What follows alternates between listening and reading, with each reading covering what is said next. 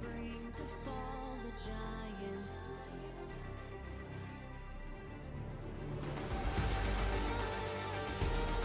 Can we bring to fall the giants? Can we bring to fall the giants? Can we bring to fall the giants?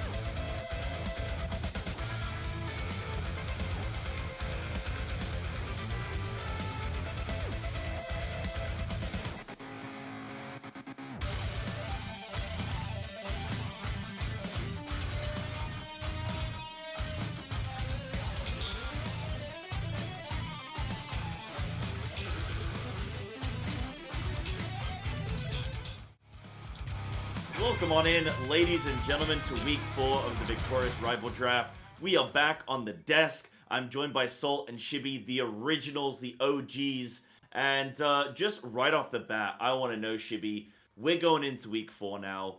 Can you take us through the current standings? How are these teams looking? I think right now, if you look at the standing, there's a clear cut top two, and I use the word top two very lightly because there is some controversy or some banter going on in regards to how some of these teams acquired some of those wins. I think we've talked enough about that though, and that's been really fun in the banter channel. But yeah, Guardians 8-1, Unicorn 7-2.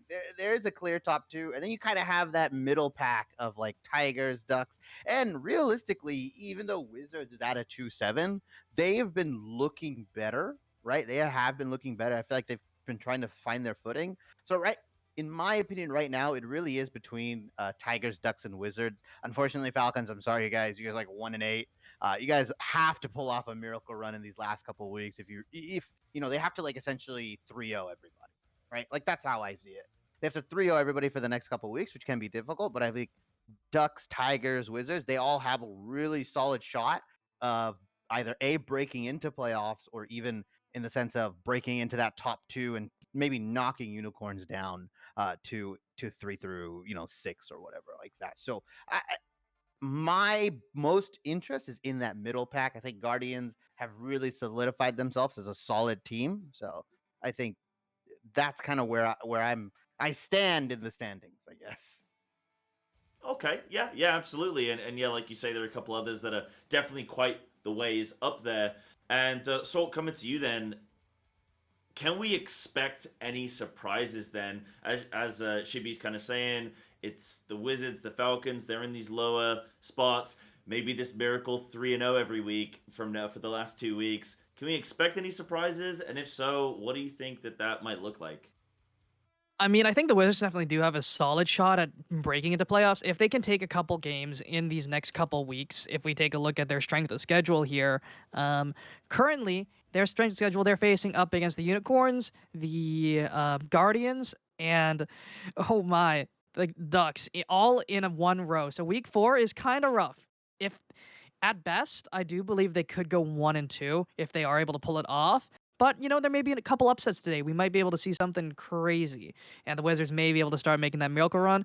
At the same time, though, the Falcons, they have a tough week out for them too. So for me, it's the middle of the pack teams that I do want to see a lot from today. I want to see a lot from the Tigers and the Ducks. I think the Guardians have really solidified themselves as that top dog here in VRD, and the Unicorns aren't too far behind. So the Falcons have been helping that a little bit, but they did grab that one win, although it wasn't really as stylish of a win as you would have hoped for.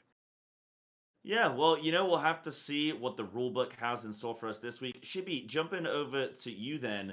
Uh, you know, Sol just mentioned about the Guardians really being successful and really being this standout team. But for you, is there any other team that's really shown you great value at this point? Any team that you particularly have a little bit of a soft spot for based on their performance in this tournament?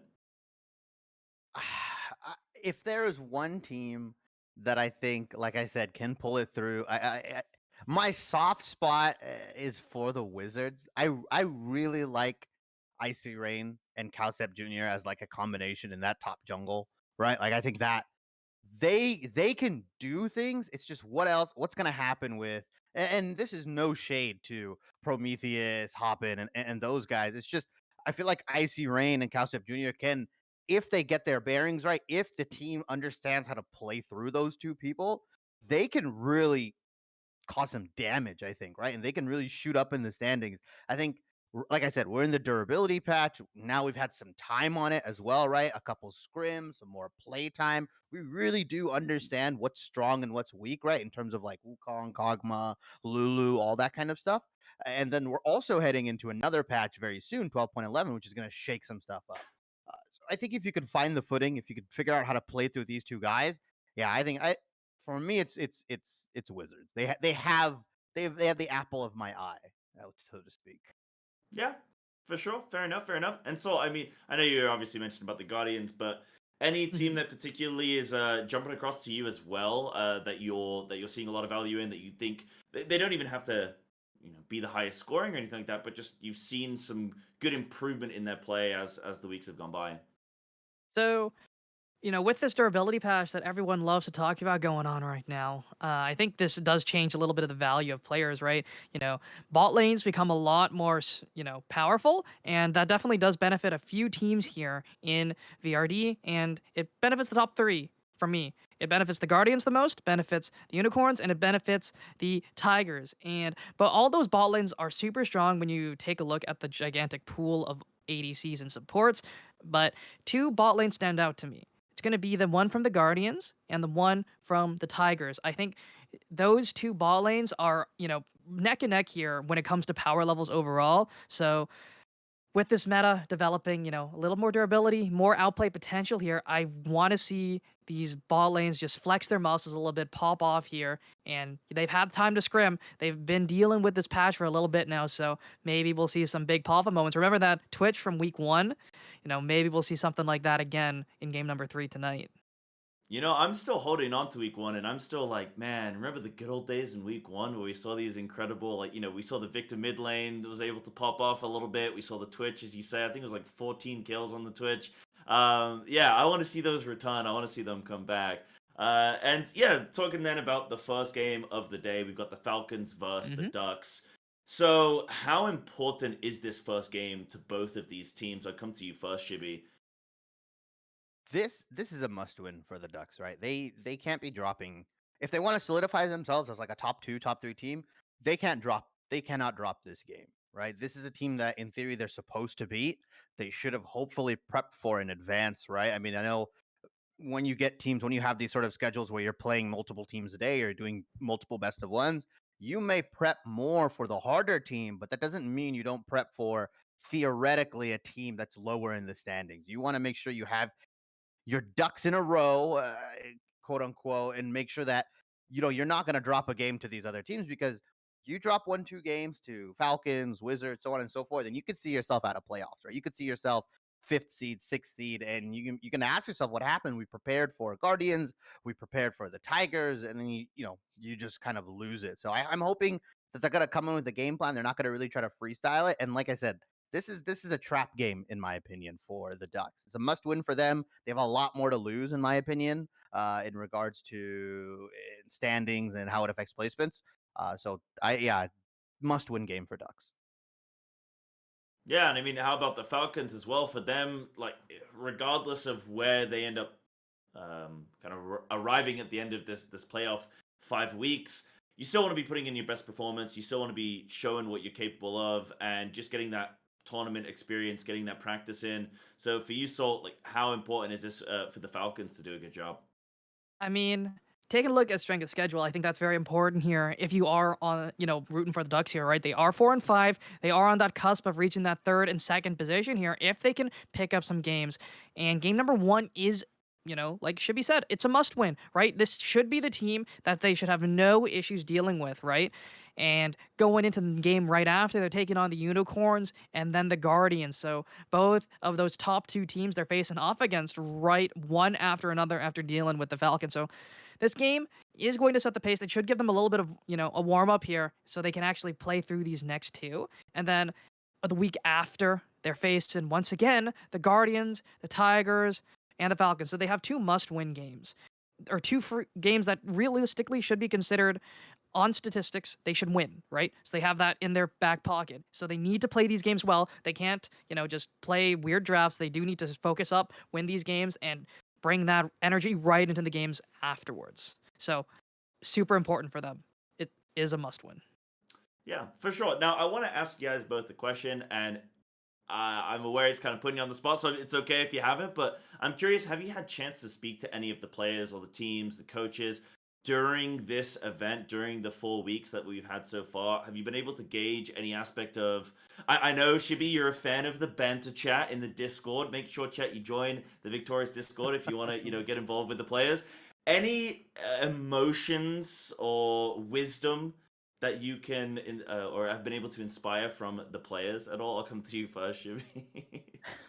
I wouldn't say I've spoken to any of them directly, like for interviews or draft Yeah, knowledge or anything like that. Yeah, it's really just been in that banter chat, and it's been pretty fun. But yeah, I can't. I don't. Unfortunately, I can't comment on like what they're saying. You know, I can obviously read what's happening in the chats. Obviously, can source information if needed, and like kind of understand. Look at the match histories, looking at the exhibition, look at what people are talking about in other chats, and you can kind of get the feeling that. Um, I don't think anybody necessarily is gonna like disrespect somebody in the draft, right? I don't think anybody's gonna come into this thinking that they're outright flat, completely the best team in the league or they're better than a certain team. I don't think anybody has like a and I say this, I don't think anybody has a crazy amount of hubris. There is some ego there. There is some people that definitely, have the, I guess, the rights to kind of say that they're better. But I mean, I see people saying that they've dropped games and scrims or exhibitions to like random teams, right? Like other teams that are lower in ranking. So I think everybody's pretty much humble, I would say, in that that's good. aspect. But yeah, Mhm. I think, like I said, I can't really source what's happening internally within the teams, unfortunately.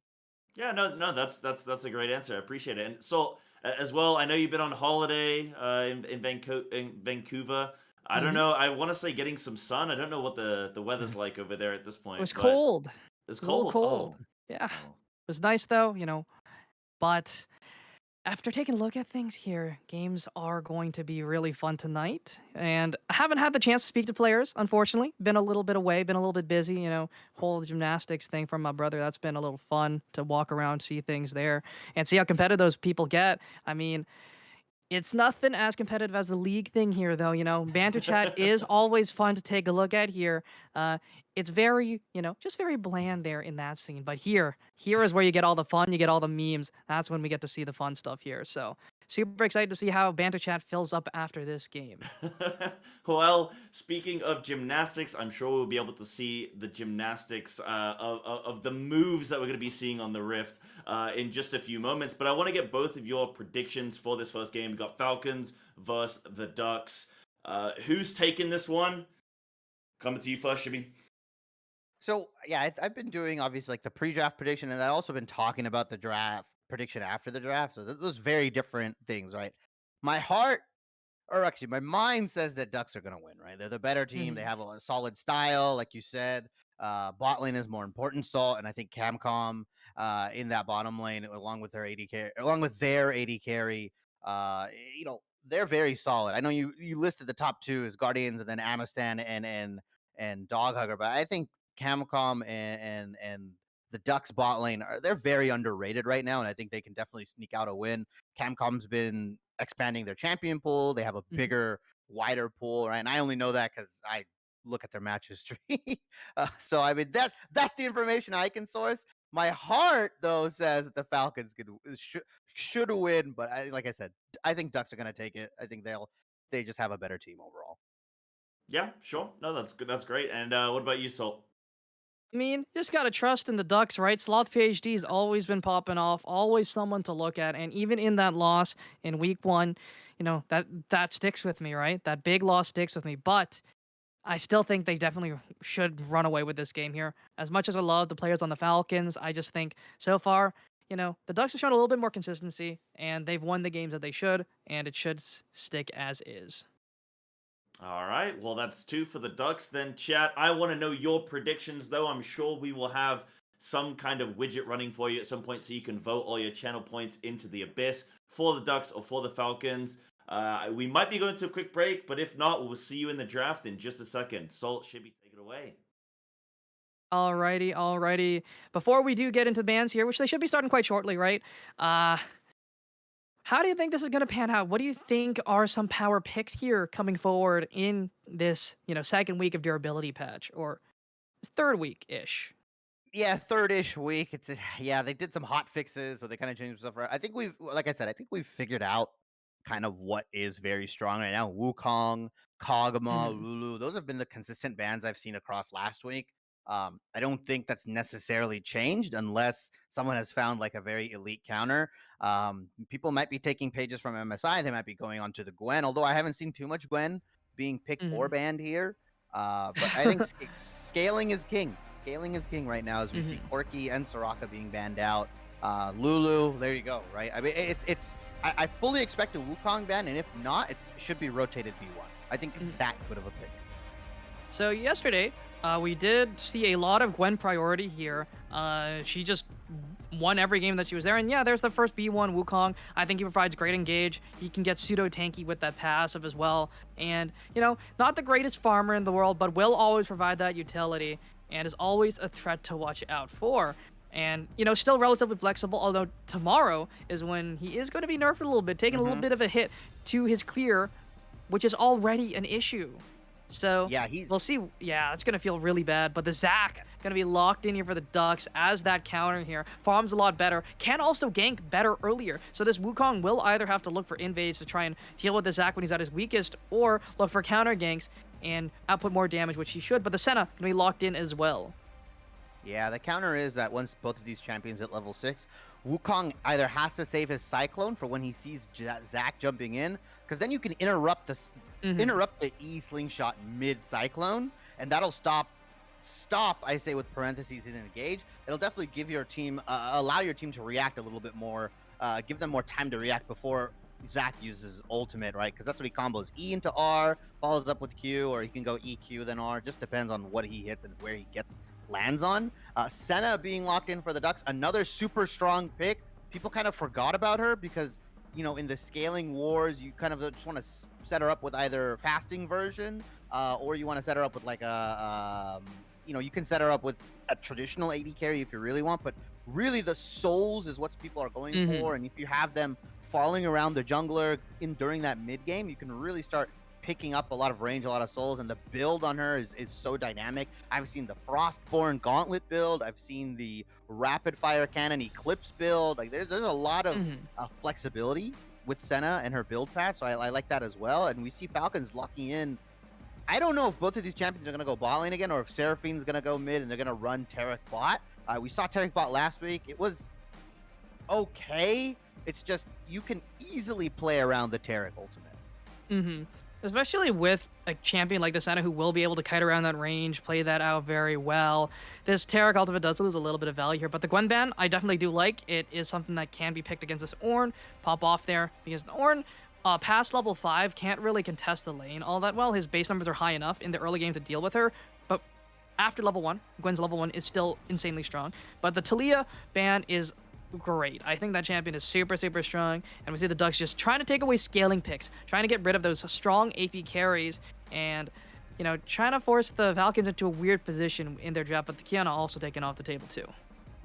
Yeah, Falcons, you have to draft a lot of damage, right? They have to go Taric plus a scaling ADC, send Seraphine mid, and take another scaling top. I mean, it's odd that they lock in Seraphine Taric, right? Falcons pretty much had all leeway to go Wukong, Gwen, and then a support, right? I think the Taric would have worked fine if you want to stack invulnerability on invulnerability. Ducks go ahead with the Karma, so it looks like it's going to be Senna Karma bot, a really annoying lane to play against. A lot of poke, a lot of long range. You can't really do anything about it. It kind of functions as the great value Caitlyn Lux lane, in my opinion, where they don't have quite as much range. They don't bully you quite as much. They have a little bit more sustain. They don't have as much kill pressure. They're just there in that bot lane to scale up and become a threat into that, I would say, mid to late game. As Victor is going to get locked in. So it definitely is going to be Seraphine Taric bot. Yeah, I mean, they could potentially put the Victor down that bot lane, but I feel like that sort of gets rid of his value because he wants to be getting XP as fast as possible, getting to those level breakpoints, hitting that level 13. And the Camille going to be locked in against the Ornn, and that matchup is very skill intensive, but whoever snowballs is going to win side. But we saw yesterday that side lane is very important, and those who played towards that win condition definitely had a stronger showing. But I mean, Ducks have drafted themselves a full teamfight comp, and the Akali is going to be that answer, is considered a soft counter to that Victor. But, you know, the durability update might have, you know, hit him a little bit, and we've seen Akali's win rate not be super hot right now. So, you know, they're really putting their trust into Sloth, and I think that is actually the play to go for. Sloth is just such an insane player that they are going to use him as that, you know, as a key piece to push them to win here against the Falcons. And he gets to flex his muscle a little bit here. Yeah, Dr. Sloth has been putting on, like you said, immaculate Mm-hmm. performances for the Ducks. Right? I mean, single-handedly, I think he's clawed his way back in some of the wins, and he's been some of the highest damage share for each of these games. It is pretty crazy. Obviously, if you have a bot lane drafting things like Senna Karma or more safe lanes, your damage share is going to be higher, but it is still very impressive, especially when you know the pressure is on you to kind of be that one of two damage carry threat, that assassin threat, right? You look at the side of the Ducks, the only issue I have is yes, they scale very, very well, right? Ornn, Zac, Senna, Karma, like these champions are very, very good scaling, but in my opinion, they have 1.5 damage threats. It's Akali and Senna, right? If Senna can get full stacking, if she can get that, rapid fire cannon, Eclipse, Black Cleaver build that they like to go, then, she can start shooting your team from a mile away. But my issue is that maybe come mid game and possibly even late game, even though Ducks have Ornn, Senna, these scaling options. I mean, you have a Wukong, you have a Victor, you have a Camille. These are no slouches in the scaling. Wukong is just going to get stronger and stronger. His passive scales really well. I mean, his damage is really nice once he opts in for 4th or 5th item Black Cleaver. Victor is Victor. I mean, we've seen what he can do, right? He gets close enough, he'll one-shot your Senna before they can do anything. And I think the engage on the Ducks, although very heavy, if Seraphine and Tarek play this right, they can pretty much negate any damage that's coming out from the Ducks. And then once that's blown, Falcons can opt in to re-engage with Wukong. They can re-engage with Camilo. They have a lot of ways to dodge out initial engage and then re-engage the fight. And, they picked the Zac Akali together because they want to dive really hard, and Tarek is very anti-dive, right? Very dissuasive with that ultimate to just say, hey, you want to engage, you want to try and fight? Fine, we'll just use our ultimate, and now you can't use your key abilities. You're forced to either peel away or commit and, try and buy time while you wait for that 5 sec or 2.5 something seconds like that of invulnerability, right? Just a super rough thing, especially if you're playing Akali. But the Karma is going to be providing a lot of value here, and the Senna is pretty strong here as well. The Camille has that super high single target damage and will be gunning for the Senna every fight. But with the Karma and with the Zac, Ornn sitting with her, I think she'll have a decent time playing against the double dive coming in from the Falcons. So it's all about which carry lasts longer, right? It's on Peekaboo and Beanie to be able to make it work here in game number 1 of the night. These two are going to be popping off here because I think Sloth's job is just a lot harder there with a Seraphine, with a Taric, keeping them nice and chill in the back line. Yeah, and the thing is that once Zac goes in, he goes in. He doesn't really He's have no a way out.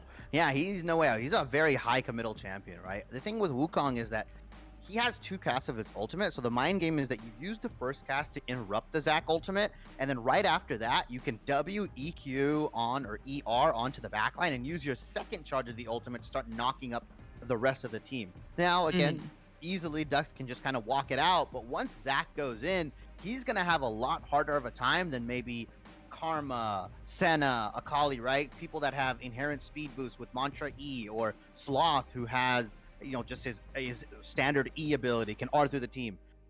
Zac may be left out to dry in some of these team fights if they don't engage properly and don't give him enough time. I would have to agree with you there, right?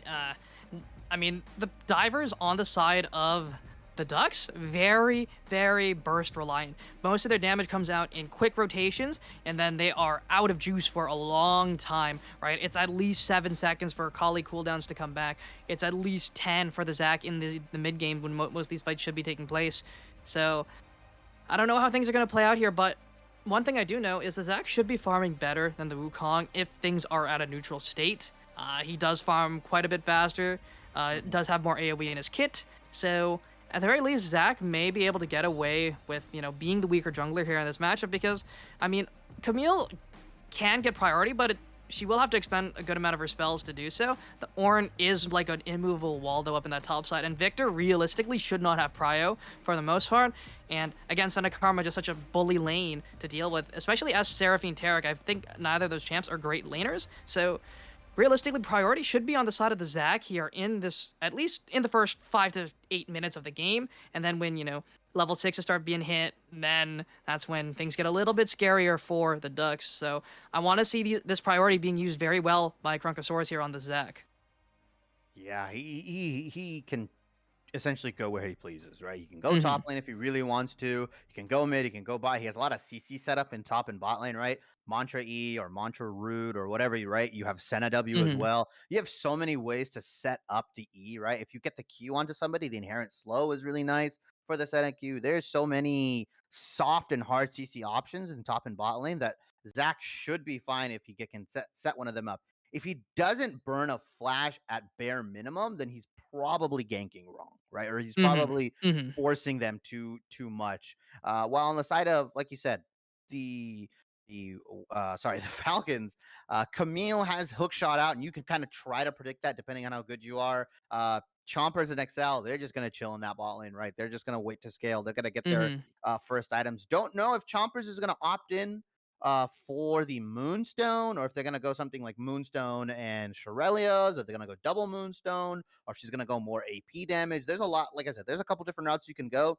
Personally, I'd want to see the double utility route from both of these guys, right? Mhm. Chompers probably go Moonstone, and then obviously Tarek can just go either Aegis or Shirelia's. I think Shirelia's has a lot more value here because if you see the Zaki coming, you could potentially just dodge it out with Shirelia's completely, and then now Mhm. you saved a Shirelia's charge, and now he's stuck in your back line or potentially way too far extended forward.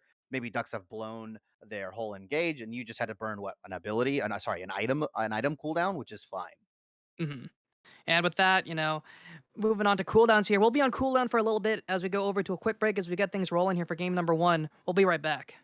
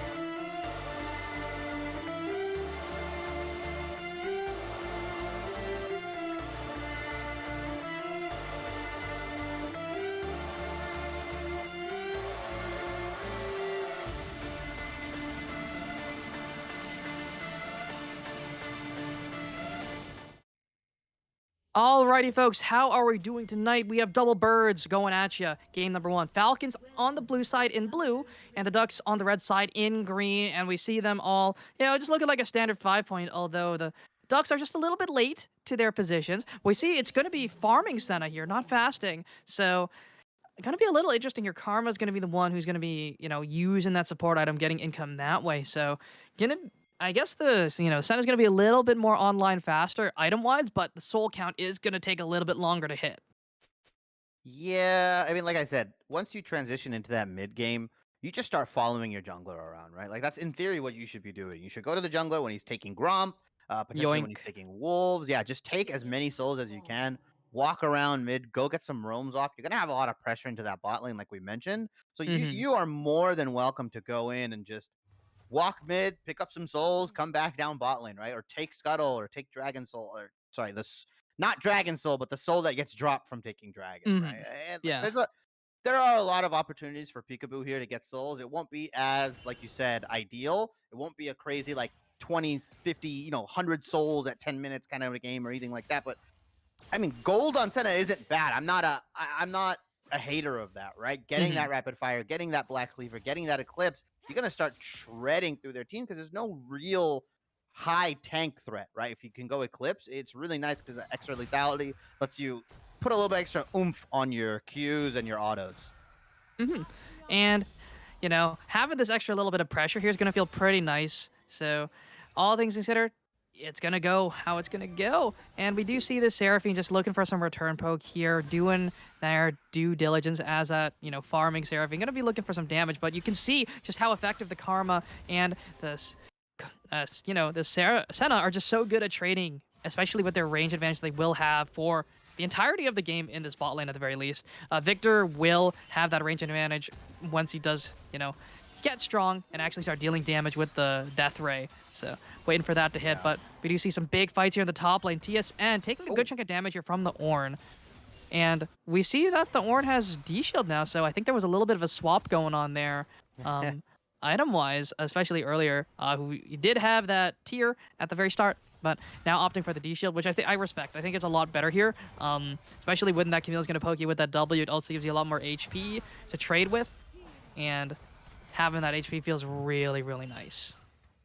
Yeah, so a bit of an interesting jungle clear coming out from both Zach and Wukong, right?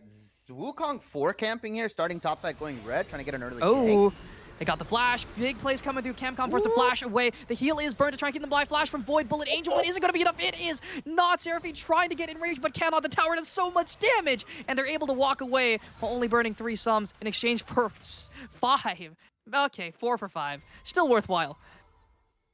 I mean, that's a lot of pressure alleviated from that boss right now. But now Zach is coming. Zach is coming down to the bot lane here. You have to Akali has concede the that prio. bullet. Oh, the slow has been hit. He's looking for the jump. Not going to be able to find it. A great clone coming in from the Wukong. XLs has shown their face, but the slow comes through from the Akali. Look for a little bit more of that shuriken flip in. XL has no flash. Flashing forward is Crunkosaurus. They find first blood. Give it over to Sloth. The root has been found on the Void Bullet Angel. Sloth trying to run as fast as he can. There is that Shroud. Moving him just a little bit faster, and he's full HP. Beanie forced to run for the hills. Senna can land anything, but there's the shuriken flip once again. No flash on Beanie, and they're going to find it. A beautiful knockoff comes from the Zac. A beautiful pullback, and Sloth gets 2. I don't know who is calling that scuttle play there. If it is Bullet Angel, you have to concede that. You went for a 4 camp, you burned all your sums, you were chunked down to half health, you have no idea where Zac is, and Akali has Prio in lane with Ignite TP. You should just be conceding the scuttle crab, going back and farming your Oh my goodness, wait, this could be a kill. Oh, he ignited the clone. Sloth, wait, is he gonna die? Oh, he dies to the tower. Never falter. Dives to the tower. And as I'm saying all that, Wukong picks himself up a kill, which is fine, I guess. I mean, sure, we can do that. Consolation prize. Yeah, a bit of a consolation prize for sure. Akali is still 2-1, right? He still was able to pick up 2 kills. Has the pen boots, right? Has the Dark Steel in hand. Still a very strong in lane, but giving that kill over to Wukong can be kind of dangerous because he can start ramping up. He can pick up a Caulfield Hammer or Divine Thunder. He can pick up the Sheen plus boots. There's a lot of different options he can go. Oh, as. KT Paul looking for a little bit more damage onto TSN, but the trade is going to go basically even. Orange slightly winning on that one, has that Doran shield and a refill potion charge to actually help out there. So realistically, it is a small win here for this Ornn up at the top side, but this Akali, did die to tower because, tower shots do an obscene amount of damage here. That's going to be fixed tomorrow, mind you. So, last day of seeing towers do like 500 damage on the second shot. It's really funny. Yeah. And oh my goodness, this Ornn just winning these trades up in the top side. Yeah, there's a lot of damage coming out, and if you're gonna eat all that CCS TSN and get the brittle procs off, you're not gonna trade that back even with the Sheen. And we're gonna see if Paul ends up going. Now, I'm not a fan of people going Bramble in lane. I prefer either you go Warden's Mail or you rush plated steel caps. Bramble really doesn't do a lot for you in lane. It's not gonna really reduce too much healing coming out from Camille. She ended up going Grasp instead of Conqueror, so she's not gonna get that extended healing. Oh, big fight here in the mid lane. Sloth Oh my God. does not hit the shuriken flip, but is able to get out of that gravity well. So, not the worst thing in the world. Looking for a little bit more damage, though. We'll find it at the very least. So, it's basically an even trade. But Camcom getting stunned up there by the Taric, has no flash, but the damage just isn't there from the Seraphine, but they are still full HP. And we see Yeah, Void they're Bullet gonna- Angel, though, looking for the player onto Paul. Looking for something. They have the Ornn ultimate available. The Hextech ultimate has been used. One more knockup. Anything will do it. Forcing the flash. Here comes the Ornn Horn, but it's not going to be used, or it's not going to be procced a second time. It's too little, too late. Exhaust has been used. Beanie What? trying for everything. Perfect execution has been used. Still there. The exhaust is down and can use that second charge. One more auto will do it. Sloth has to run away from the minions and will walk away alive. With a sliver of health, the healing coming out, Beanie just did not have that little extra damage he needed, right? He hit pretty much all of his abilities, played that pretty well, exhausted the Akali, dodged the second throw of Q while she was in Shroud. Like, he dodged pretty much the most important abilities. Oh, wait, TSM might have stayed way too long. No flash left on this Camille. The wall is a little bit too far away. KT Paul trading quite well, but Void Bullet Angel here Void in the Bullet top Angel's side here. once more. And there's no dash for TSN, just has to run away, walk away. There's nothing you can do. Void Bullet Angel is trying to deal as much damage as possible, and He's another dead. kill goes over to the Wukong. Either a beautiful bait from TSN or just Void Oh, Bullet Angel was in the nice right route. spot in the Leads right to nothing. time. Yeah, Chompers and Excel. They can't afford to get too low here until they hit level 6. It is very diveable, but actually Camille's gonna overstay. She's gonna die to the Zac and Akali right now. Yeah, they're right He there has right to now, get and the hook shot's already been used too. The Zac is going they're in. gonna I see chase. it on the map here, and he's looking for the slows. Wants to give this one over to the Akali. TSN has no way out. The hook shot is still on cooldown for one more second, but there it is. The ignite is down. There's the shuriken flip, and Oh, that is a very one dead more. TSN. But the tower shot is just not enough. The minion auto is not enough, and Sloth walks away, getting away with Wukong's murder. here.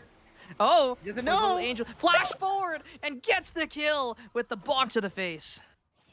I don't know if Wukong needed a flash there. I think once he wards, he can EQ and he'll be fine. Maybe he was just afraid of Akali cooldowns. Both of Oh, these solo Beanie. laners getting Oh, a little Beanie greedy. might be caught out there. Gets picked up there by the bomb by here. Zac, and that's a lot of damage here. Camcom has arrived, forcing the flash from Beanie, and the Let's Bounce Contra is E? doing so much work Contra here. The Q? exhaust down onto Beanie. Anything will do it, and Krunkosaurus gets another kill. The Charm stops him from dying to the tower, and Beanie just overextends and gets caught out. Yeah, name of the game right now. Solo laners overextending without understanding jungler position, without understanding where everybody is. Right, you had Camille do it against Zac and Akali, then Sloth returns it right back to Wukong, and then now Beanie's like, you know what, I can do the same thing. Krunkosaurus, you can just come over, and he overextends trying to push the lane out. And so these junglers, really good job capitalizing. Wukong is 4-0 right now, which is very, very scary. He's going to be able to pick up this dragon just because of how strong he is. And it's really Wukong versus Akali, but now... Uh-oh. Sloth might have been off a little bit more than he can chew. Wukong is going forward, but the Encore going to go wide. Void Bullet Angel is there, but Camcom has arrived, but going to get stunned up here by the Zac. Finds a beautiful engage onto the backline. Perfect execution has been used. The exhaust is down onto the Zac, but it's not the right target. So much damage from the Akali, but it's not enough to find the kill. There's so much healing, so much shielding coming through, but XL Angel! so very low, but they find one. Not able to find another Camcom. Trying to run, but Beanie. cannot find anything. Void Bullet Angel on the Bullet run is gonna as well. Beanie is there on the side, but Peekaboo is just running away so fast. Void Bullet Angel able to walk away, and they cannot find anything more. It is going to be a 2-for-2, I believe, overall. And we do see a little bit of training in the top. 2-for-1 in favor of the Falcons, if I'm not mistaken. Oh, never mind. Oh my goodness, no, everyone on the side is just fallen, and that is One for just one. 2 unanswered kills coming through. Falcons picking those ones up. Falcons coming in hot right now. This is a game that they, Ducks need to win. Look, they've pulled off some crazy late game miracles before. That is their MO, right? Pick drafting, pick scaling, wait till late game. If we mess up in the early game, I don't think anybody can really close it out on us. Obviously, Falcons, they probably have trouble closing it out. I've seen a couple of their games, but they're firmly in the lead with a 1.5k gold lead at about 11 minutes. They have dragons stacking relatively fast, not super fast, but relatively fast enough. There. You could potentially roll a mountain soul, an ocean soul, some of the better souls in the game. And Wukong is 5-0-2 right now. I'm pretty sure he's sitting on, about 1,200 gold.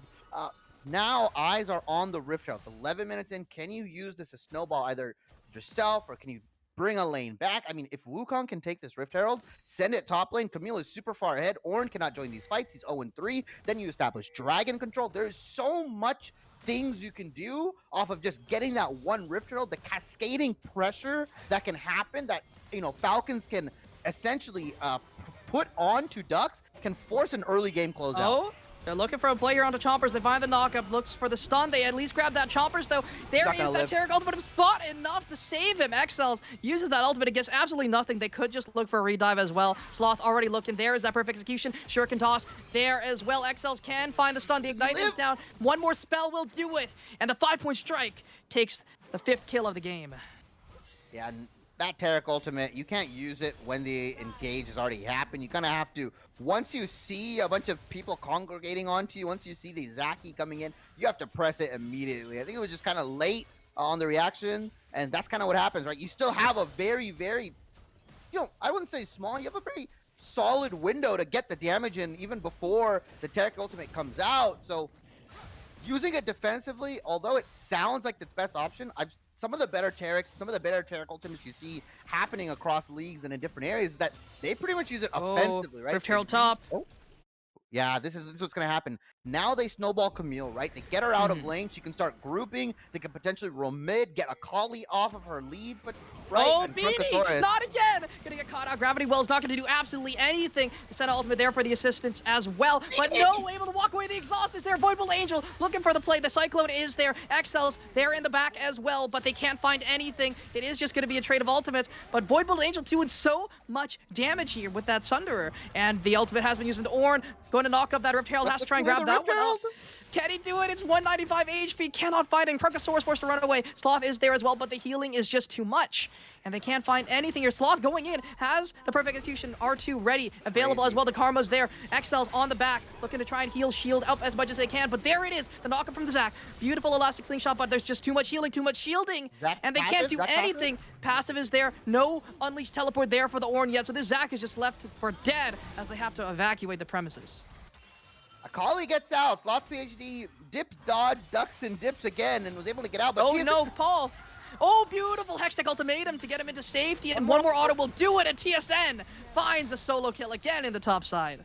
That is an 0-4 Ornn, right? And don't get me wrong, you can int on a tank, you can feed a little bit, but you cannot be that far behind, because once you start building tank items when you're far behind, you cannot keep up with the damage that's coming out, right? Double Divine Sunderer. Camille's probably going to pick up either, a Death Stance. She can pick up the Maw Malmortius. She's afraid of Sloth PhD. There's so many options you can go here that can just ramp your damage up so quick. It'll be very scary. It'll be interesting to see, right? You have Krunkasaurus. He has the Sunfire cape. He has Sunfire Aegis ready, so he can be that tank threat. But if Ornn doesn't get online, doesn't get his mythic soon, these maybe next 2 dragons should fall the way of Falcons.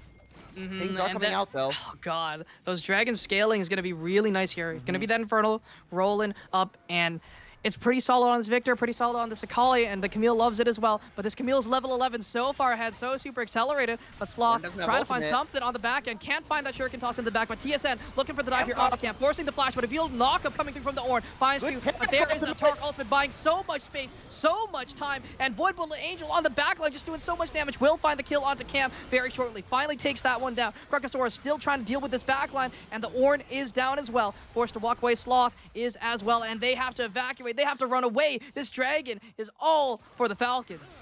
Where's the damage? Salt? I don't see it on the Not sides. there.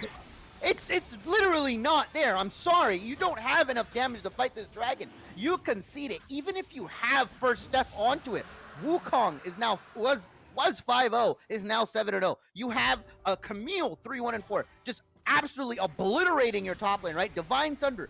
You don't have the item breakpoints to fight this dragon just yet. Wait till 3rd dragon, potentially even 4th dragon, right? Before you can really start fighting, because you picked the scaling composition and now you are behind. So you have to wait, you have to sit and twiddle your thumbs Wait as your the enemy turn. team takes things. Yeah, you have to wait your turn, essentially. This is essentially what's happening. And by fighting that, they increase the gold gap between the two teams, about a 3,000 gold lead. Objective bounties have been started on the side for the Ducks, but it's going to be really difficult to claw your way back into this. Senna needs items, Ornn needs items, you need ornaments coming in. There is a lot that needs to happen for Ducks to start, like I said, getting themselves back into this game. But it does not start with contesting these objectives. You can just see the huge XP deficits building up. 1 level lead in the top lane, 1 level lead in the jungle. The The Akali is winning in XP, yes, but I don't think that's enough when the enemy jungler is just so far out, and Bullet Angel can just walk forward. Doesn't care that it's an Ornn, he just does so much damage. And Sloth looking to deal with TSN, but that is a 2-level lead here from the top and mid laners, just popping off here so far. Yeah, Camille could potentially kill this Akali if she steps too far forward. She has half a mana bar. Maybe she's not looking for it. Victor or Beanie, no real mana on his side. Just looking to shove waves. Gonna match him up with Paul here, which is a fine, right? They're just gonna trade waves back. Victor's gonna scale a little bit harder than Ornn, in my opinion, in terms of damage, right? Ornn wants to level so he can start giving ornaments out and stuff like that. But right now, TSN and Void Bullet Angel, these two guys can run the gambit on Ducks right now. Anywhere they go, Ducks have to retreat pretty much.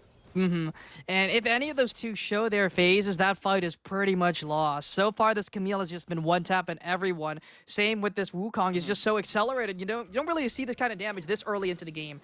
And the fact that they both have their mythics and are all well on their way to second items, that's just super scary. Both those champs hit really hard on two. Camille will just keep getting stronger, and the true damage only ramps up further and further as games do go later and later. So things are getting scary here, and it's a 3K gold deficit, and it's not closing anytime soon. Yeah, it's gonna be horrendous to try to kill both TSN and Void Bullet Angel, right?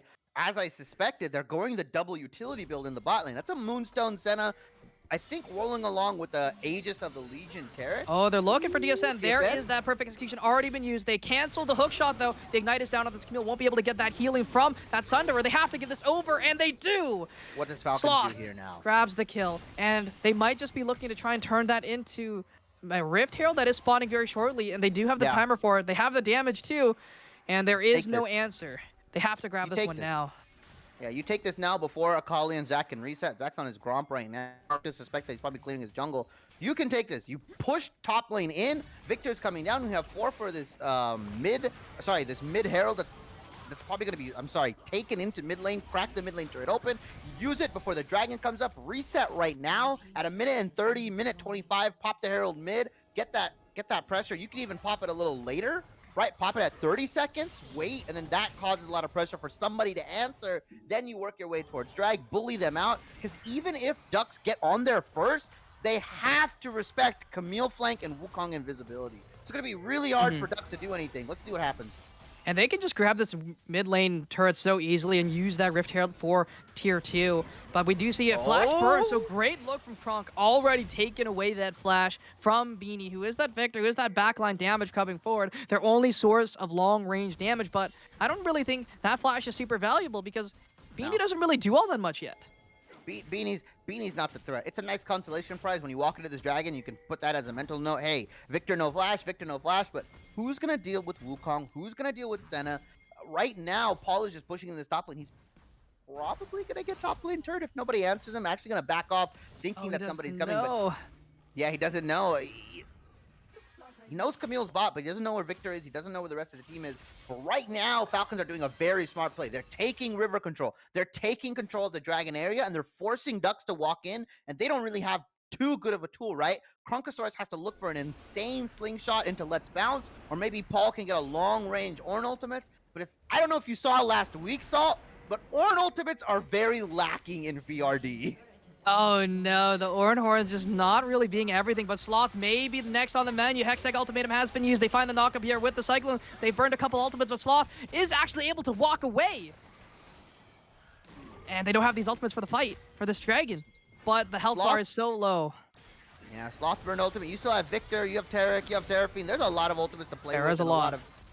Doesn't even matter. They're just going to take this for free. They're going to take it for free. They haven't even burned Rift Herald yet. It looks like Wukong still has it.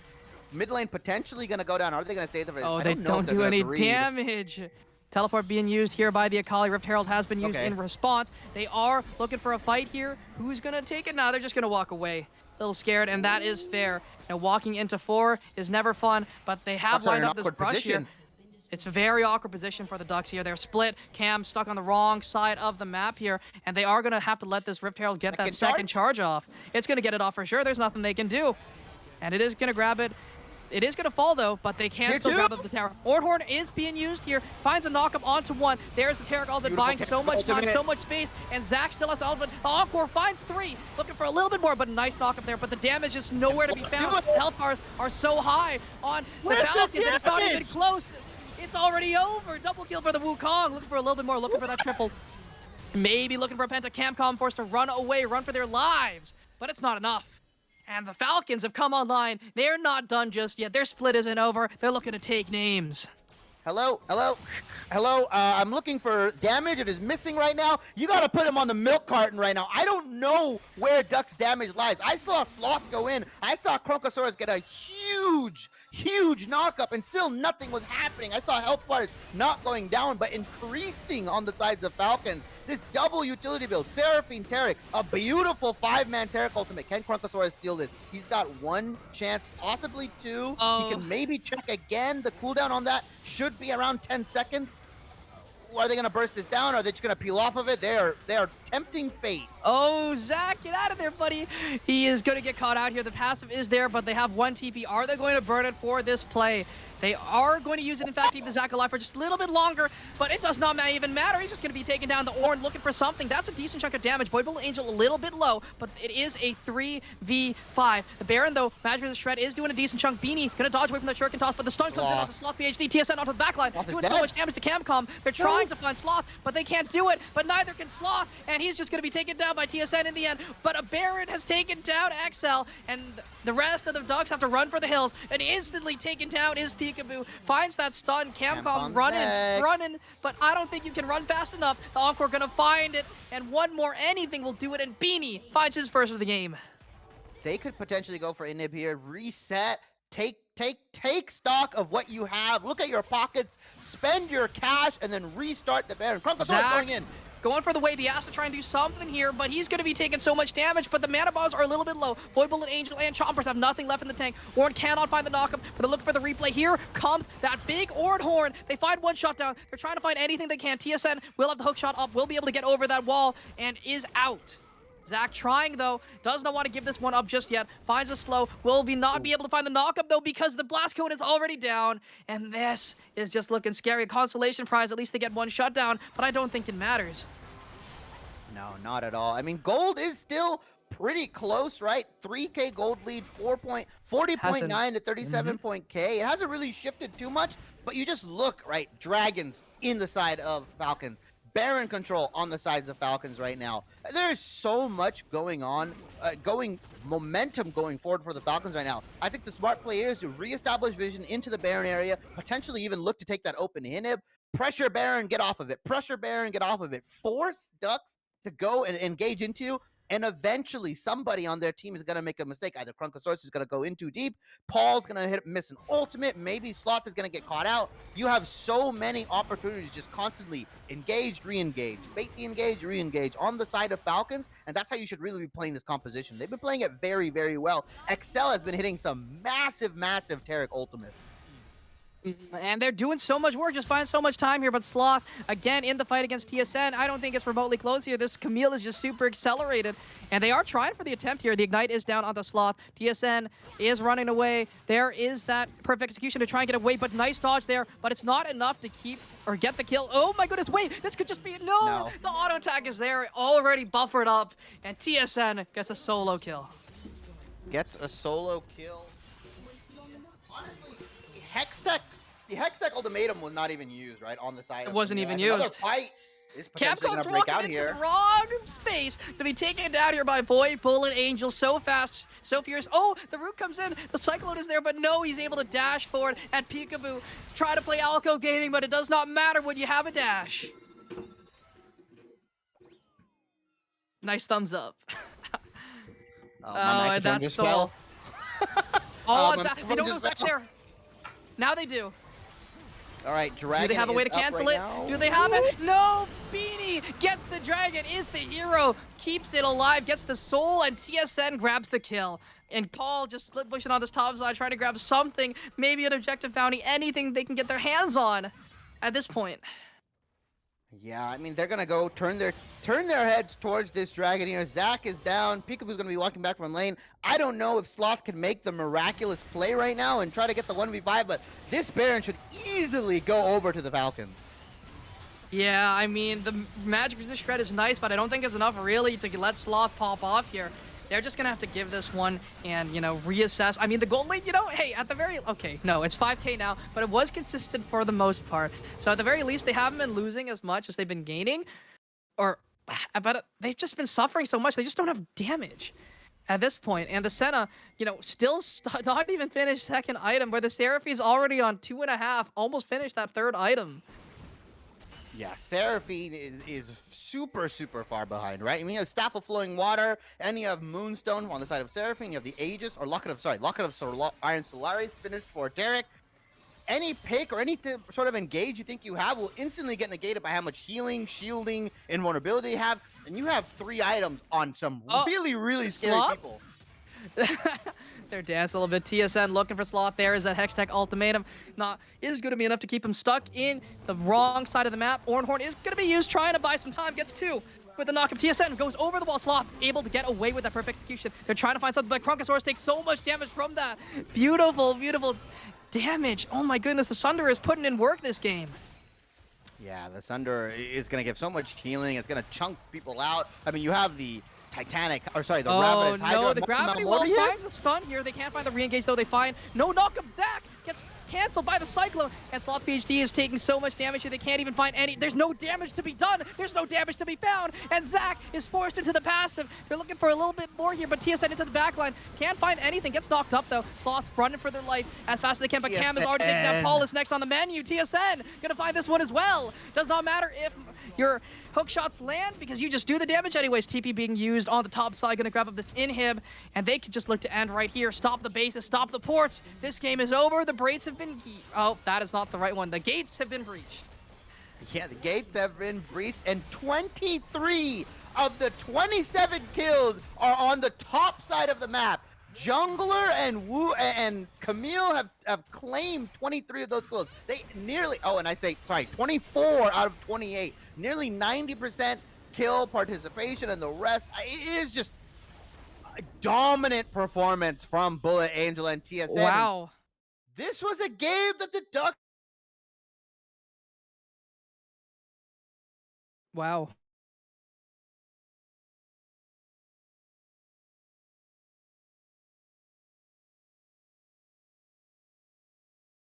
Right? We're not on supposed paper. to lose it. Wha- There's just just no wow. damage.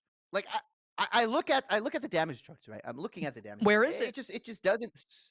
Yeah, it doesn't. You look at what TSN and what Excel and what Chompers, all these guys are able to do. Like I never saw in any of these team fights Camille or Wukong go below half health. They never Yeah. went below 50% health. And both of them only died a combined total of 3 times. That's so insane. Yeah, look, 42,000 damage. What is that? I'm sorry, I can't do math. That's nearly 60,000 damage coming out from just Bullet Angel and TSN combined, right? I mean, Victor, a nice 20,000, but you look across the board, Paul's not doing too much. Krunkosaurus is not doing too much. I mean, Sloth PhD had like a nice 18K, but then you probably go down to Peekaboo. It's just, I don't know how I feel about drafting this composition and then opting into fighting all these objectives, especially when you're down.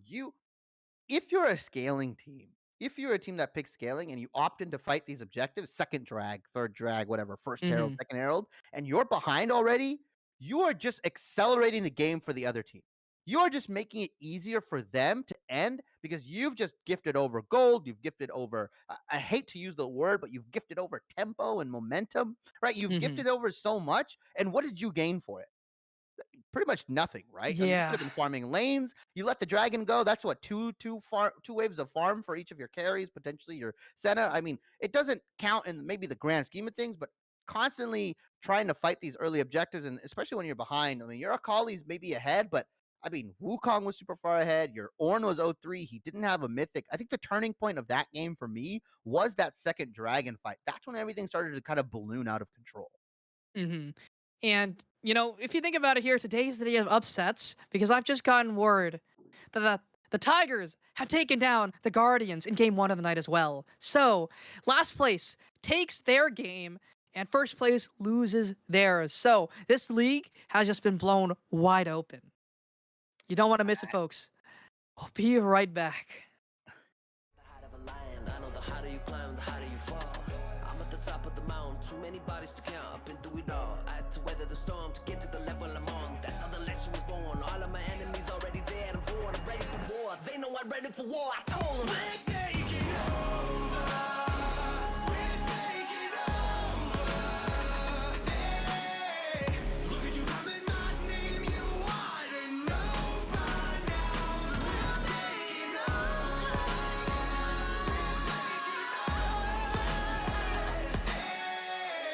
Maybe you wonder what your future's gonna be, but I got it all locked up.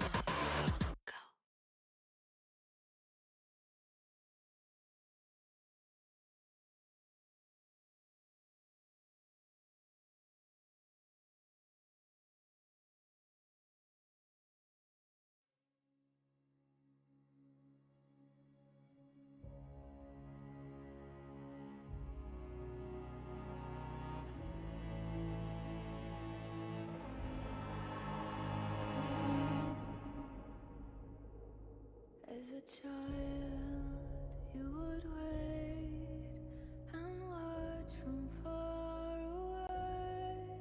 But you always knew that you'd be the one that would while they all play. And you'd lay awake at night and scheme of all the things that you would change, but it was just a dream.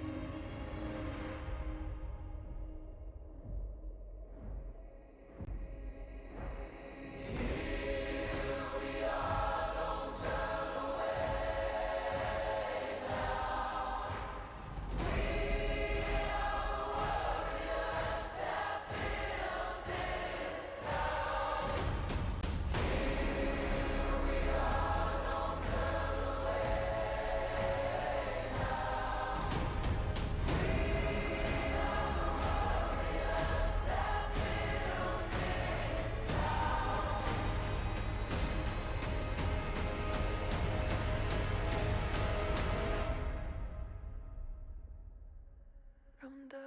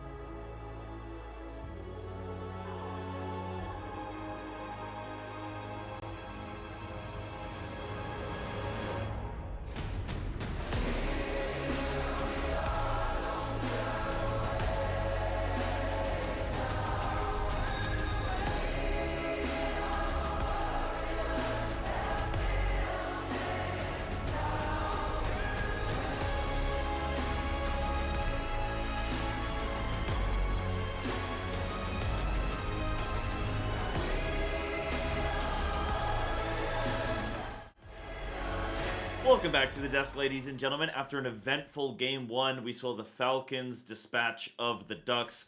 An unexpected win for the Falcons, who are, I believe, still currently the bottom of our table, but Yeah. we said they've just got to get 3 miracle games out of the bag. Coming over to you first, Salt, there seems to have been some discourse on the Ducks composition. What do you think they were trying or planning for in their build, and do you think it was effective in what they were trying to create there with that composition? I think the first 4 picks of the Ducks comp is really strong, right? It's very scaling based, but has some decent ganks at the very least, right? So you have that going for yourself. And you pick a strong leader in a Holly, but it's good into Victor, but it's terrible into Wukong, terrible into Camille, and terrible into Tarek. So realistically, you trade one good matchup for the rest of the map feeling like crap for yourself as that pick there. The Akali has to pop off early and did get ahead, mind you, but when that Tarek was there for those team fights, for those big wombo combos, they just didn't really have an answer for it because the Senna was not scaled up enough in time. And I mean, you can't really expect a Senna to scale up that fast because it's farming. So the soul count is a lot lower, so you're not going to have that extended range that you're used to playing with. Yeah, and as well, should be anything to kind of add on to that as well, or did Salt kind of nail it? I mean, like Salt said, right? There just wasn't enough damage. I don't. The thing is, yeah, Akali is not that great of a pick right now, but I don't know what you can realistically go on that composition. Like, do you go Mhm. Azir? Do you go for the super scaling option, like hyper carry late game, right? Senna Azir's nice long range composition. You can play that, but it's also counterintuitive to your Ornn and your Zac. So you want to go a diver with your tank divers because it makes sense, right? You brush somebody out, you hit somebody with the Zacky, oh, they're dead. Now you get man advantage, you take objectives.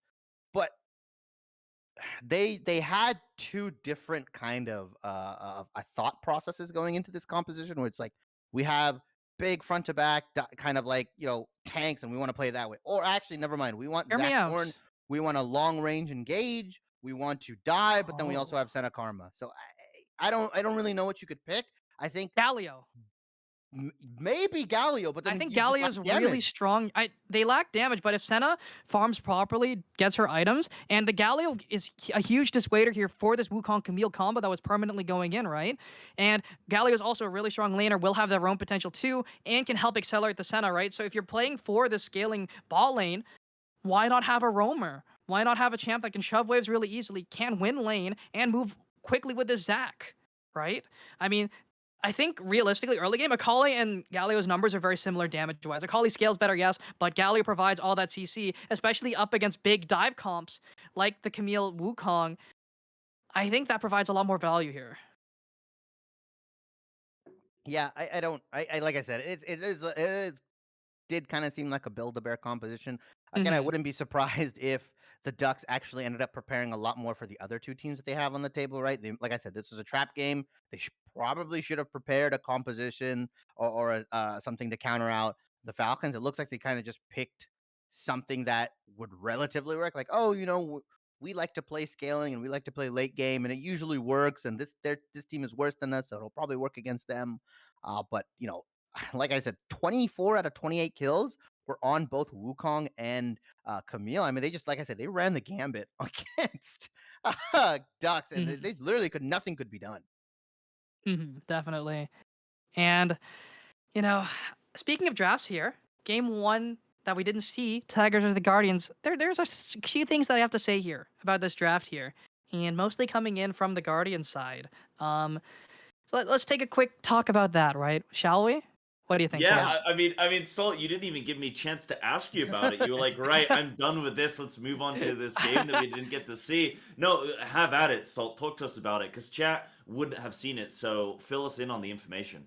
Alrighty, so taking a look at things here, Tigers with their super duper 80 carry, Amistan, lock in the Kog'Maw, right? Best ADC in the game right now, very safe, super strong, doesn't really have to worry about much. You know what the Guardians respond with? Ashe Lulu. Ashe Lulu. Oh, you hate Lulu, Salt. Come on, you hate No, her. Lulu is fine here because you deny Cog Lulu, and Yeah, Lulu's the better with Ash. the durability patch. But the Ashe is the most useless pick I've ever heard of here. Why are you picking Ashe here? Especially with Desperus as your AD carry? Why are you picking that? There's no reason to. And in the Yeah, response, Tigers grab setup because they're allowed to free scale. It's a bot lane that will never be able to kill them pre-6. And Viego is the answer because that's one of Karthik's one tricks. But Stunna answers that with Viego or with Kindred, which is also a great one trick, which is very strong against the Viego, right? Has a very strong burst combo. So that's okay, right? The Lulu Kindred I really like from the Guardians. Looks pretty solid, right? But apart from that, though, the draft sort of falls apart afterwards. So they grab themselves up a Volley Bear phase 2 And then a Ziggs as that R5, which I really don't like because the Mordekaiser and Anivia were locked in by the Tigers. Mordekaiser's pretty solid into the Volley Bear top. It's more of a neutralizer. But the Anivia just sort of denies the Kindred, buys so much space for the rest of the team, and Ziggs lost a lot of value because his poke is not nearly as, it's just not nearly as effective. So I think the Ziggs is just, they're, on the Guardian side, they have two turbo useless champions. They have the Ziggs and the Ashe. Both those champs do absolutely nothing. They do nothing. And the Mord into Kindred, though, that's something that I did not mention. Super strong and just denying that big ultimate, denying Viego's value. So Kindred denies Viego's value, but Mordekaiser denies Kindred's value, which will either force her to buy that Q as us or tank the ultimate every single fight. So the Kindred's okay, but great response from the Tigers. But Ashe, Ziggs, turbo useless. Never pick those again, please. I don't even need a job as a color caster. Yeah. That was well said, right? Let's well leave, said. dude. Let's head out. Ash may counter it in lane, but I just don't think it's nearly as strong, especially if Kog'Maw's cleanse has, anything along those lines too. It's just the Kog'Maw was straight out DBS and it's just too strong. I think the champion's too broken for the Ashe counter pick to really work. Yeah, I think the idea from the Guardians is that you engage, right? You do the long range double ultimate, right? You Ashe ultimate into Ziggs ultimate, you burst one or two people out, depending on who gets caught by either the Ashe ultimate or who tries to save them, right? You could Ashe ult the Kog'Maw, you can Ashe ult the Senna. It's a lot of damage coming in.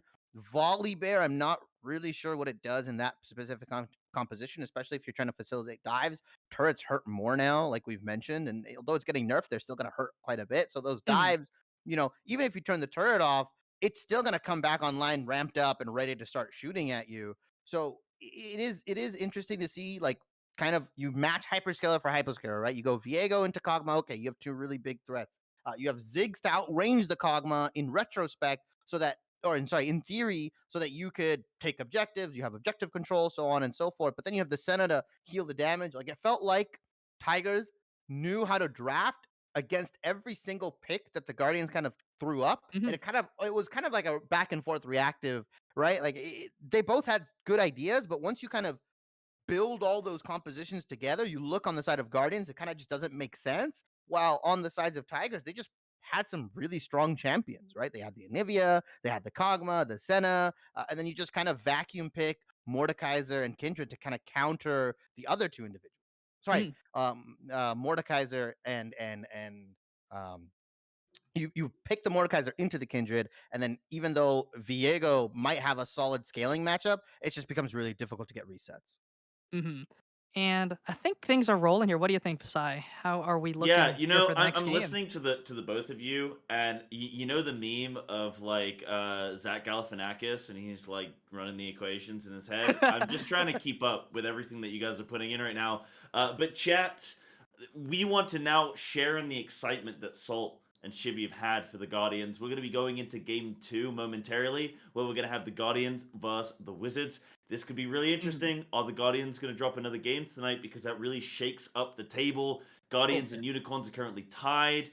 We saw the Ducks kind of fall down a little bit. The Falcons stepping up a little bit. So very interesting things already. And we're only about to go into game 2 of the evening. Can we get some predictions from you both? I'll come to you first, Salt, for Guardians versus the Wizards here. Can Wizards get the draft if? I mean, I think they could potentially, but at the same time, I still believe in the Guardians. I think they're still a super strong team. I think that draft was just, it just wasn't their greatest draft. We know they have a lot of ways to play, but I just think having Decerus on more of a carry is definitely the way to go here. I'm going to say this again. Decerus and Amistan are the two best AD carries in VRD. So put him on a stronger carry, and I think it's just a free win there, right? So I'm going to have to give it to the Guardians, especially with the way things are developing so far this meta. Sure. What about you, Shibby? Yeah, I think pre-draft, like I said, I like to predict pre-draft, post-draft. Pre-draft, definitely, I have to give it to the Guardians. They're just a better team, I think, outright. Right, dropping one game to the Tigers, that's not impossible, right? I mean, Tigers are not a bad team, right? They're not bad. They can hang with the rest. I mean, they are at the top end of the table right now, or top half of the team, so it makes sense that they could take a game off the Guardians. Wizards gonna have a lot harder time, right? I mean, like I said, I do have a soft spot for these guys. I definitely do like them. I think top jungle can really take over, right? Cowsep and Icy Rain, but I think Guardians just they bounce back from last game. They pick an easier composition, they dumb it down. They'll probably just win outright because they have better players and they just know how to play better together specifically. So yeah, like I said, pre-draft Guardians. I'm gonna try to predict again after the draft and see what happens. Absolutely. But yeah, Guardians for sure. All right, chat. Well, let's see if the Guardians can keep their cool or if they will tilt into despair. We're going into game 2 of the night. Salt, Shibby, let's take it away. Alrighty. We're getting rolling quite quickly here for game number 2 of the night. Both teams in blue, but not both of them can be on blue side. Guardians are going to be the ones there. So we'll see how things roll out here. And, Desirus, I want you to pop off. You're going to pop off. No attack, also a great player. So put them on champs that can carry games. And it's a free win. Kog'Maw being banned out from the Guardians, they're not going to give that one over. Nope. Wizards banning out the Kindred, pretty smart. I mean, even if Guardians lose on it last game, you ban it out, right? It's one of Guardians' strongest champions, linchpin to a lot of the compositions. It's really flexible. And I think Kindred, again, is super strong in the jungle because of the durability patch. You can pick scaling junglers. You can, bide your time on those marks. Akali being banned out as well. I don't know what's up with the Akali. Is it just wreaking havoc in scrims and I'm blind? Like, I don't know what's happening. Might be a scrim champ. Maybe a scrim champ. Right. Maybe it's a scrim god. Maybe it's just something that people fear. Karma being banned out. Gwen being banned out B1 or blue side. I don't necessarily agree with. Wukong. Yeah, see, so that's why you don't want to ban. You don't want to ban either of those champions if you're on blue side, right? You either force red to ban both, or red side gives one, and you take the other. It's very hard. Taliyah, I've had some mixed opinions on Taliyah. I've been playing her a lot. I've been playing her quite a bit in this patch, and she feels weaker early, but feels stronger later, right? Like that giant boulder that she can do, right? The E able to stop a lot of dashes, and the fact that it also stuns you if you dash through it is really nice. It kind of works as like a pseudo poppy stun, right? Where it doesn't ground you, it just stuns you instead if you try to go through it. It can be used reactively. It is pretty cool. It's a pretty cool champion what they did and reworked her. I'm gonna see how Taliyah can get ganks off because it is harder, right? Like you either pretty much have to wait till 6 so you can wall over and wait for an overextension, guarantee flashes or guarantee some movement abilities. Other than that, you have to kind of have a flank angle and make sure you're on point with their W. And obviously, like these players, if they have any inherent dashes, I mean, you're kind of crying in the corner as Taliyah. I also feel like Taliyah plays more like a control mage now with her, great wave clear, very low cost mana wave clear. But, at the same time, she still has some decent burst potential. It's not nearly as strong as it was before. But, she likes to play zone control now, getting that workaround in so she can throw in those big boulders, deal the damage that way. But the Blitz going to be the pickup here potentially the pickup here by the Guardians up against the potentially immobile bot lane. Already the Ashe is immobile enough, but the Seraphine could be placed down there as well. And the Blitzcrank going to provide a lot of kill pressure here in the early game. Yeah, and Taliyah is also like a triflex, as I say that they lock Kaise in. But you could throw her jungle, you can throw her mid, you can even throw her in the support, or maybe quad flex if you want to throw her in the bottom lane. Although I haven't seen her that much in there, she's been more used as a support. But with the Blitz locked in, I mean, you could still have some ambiguity. Oh my God, ambiguity. I'm so sorry, my English. You can still have some ambiguity with the Taliyah pick and really look to maybe flex it potentially in the mid lane or the jungle role. Don't know where it's going to go. I know Everfrost is the popular build on Taliyah right now, but if you don't have anybody to realistically Everfrost, if there's no melee champions really coming out from Wizards, you could sneak in the Ludens or the Leandries depending on what you see. So a lot of build flexibility. I think Taliyah hides a lot still. Blitzcrank Varus doesn't hide too much. Pretty much tells you, hey, we're gonna go take the spot lane. The Jarvan here gonna be locked in, and it's pretty decent here into that, into the Varus, very immobile, and that does easily line up an Encore from the Seraphine. So great wombo combo drafted here by the Wizards. So we'll see what the bans and answers are coming in. It is going to be mid laners taken away by both sides, the Veigar and the Ahri off the table. And what are going to be the answers as we do move forward here? Jarvan's really good into Varus right now, or I think Jarvan's just a solid jungler. Still provides a lot of early game pressure. Yeah, you don't have as much kill pressure early game because of the scaling and everything like that, but just being able to lock down somebody like Talia, Varus, or just the moment you can just EQ flash onto somebody, you have so much follow-up with Ashe, Seraphine. There's so much CC coming out. As the Cho'Gath gets banned, that has to be a ban onto the top lane here for the Guardians. Galio being taken out as well, a lot of roam potential. Not being able to help anybody. You still have TF on the board, but then that can be counterpicked with the Silas if they want to go more of a roam style. Lot of champions to pick here. Not too many scaling options in the mid lane, right? You have Azir, Victor, and potentially Anivia, right? We just saw it, but a lot of the popular mid lane picks have kind of been Lissandra, and obviously that counters Ahri, but I don't necessarily know what they want to go in terms of if they want to go like an AP burst mage. Vex is still on the table. She's still super strong, hasn't been picked up, but I think she still does a lot of damage. She still does a lot of CC, and she can burst people out. Aatrox being taken into the top lane though, that could be counterpicked. Oh, is that singed? Please tell me that's Whoa! playing with my heart. I like this one. Oh, I mean, either of these top laners are pretty solid here into Aatrox. I think you pick Aatrox there as just a, solid B1. Solid blind top, right? You just chill with it, hope for the best, hope they don't pick something that's going to smash it.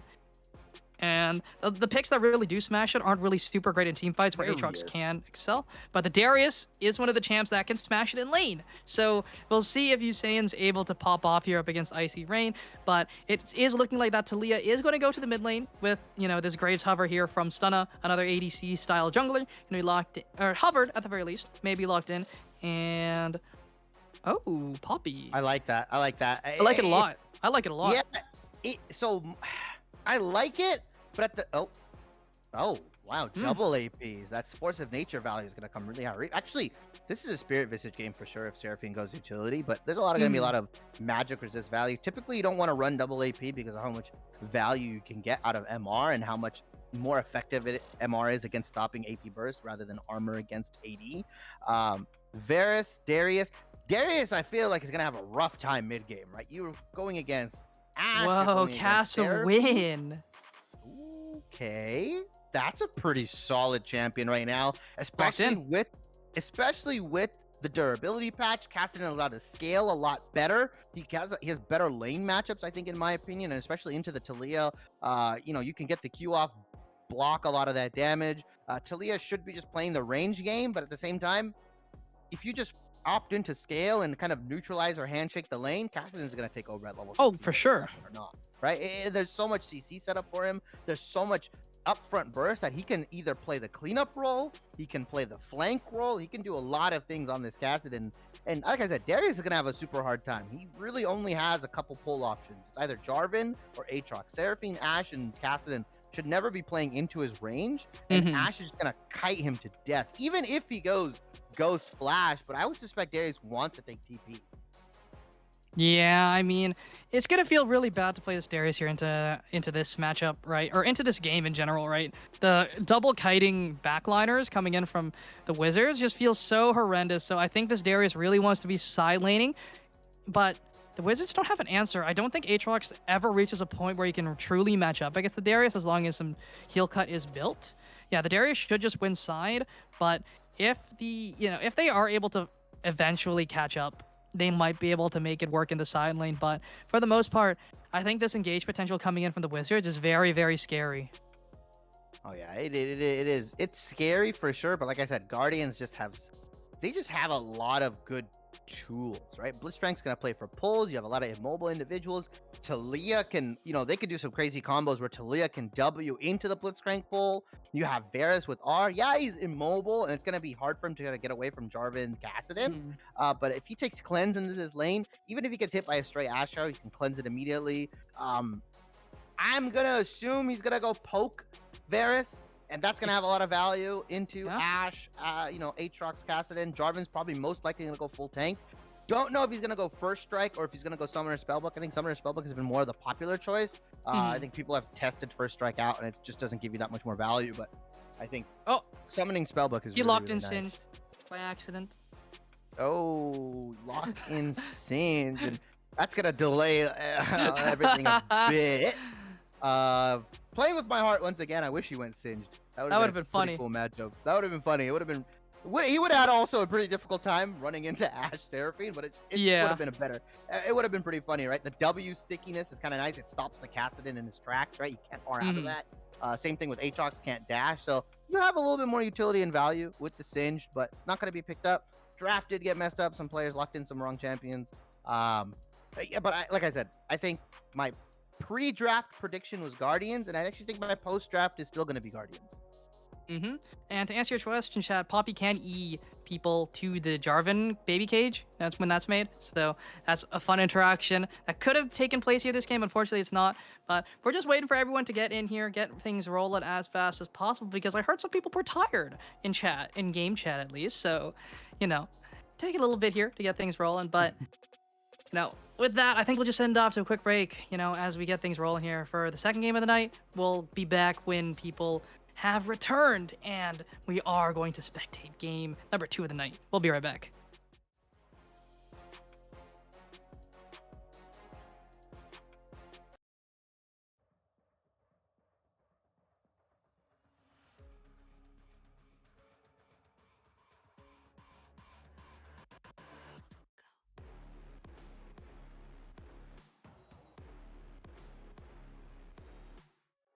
We the top again, now what?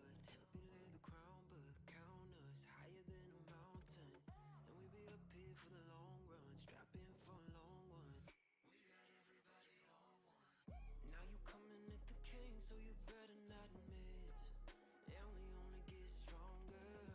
With everything I carry up on my back, you should paint it up with a target. Why would you dare me to do it again? Come get your spoiler, but we're taking over. We're taking over. Hey, look at you calling my name. You ought to know by now that we're taking over. We're taking over. Hey, maybe wonder what your future's gonna be, but I got it all locked up.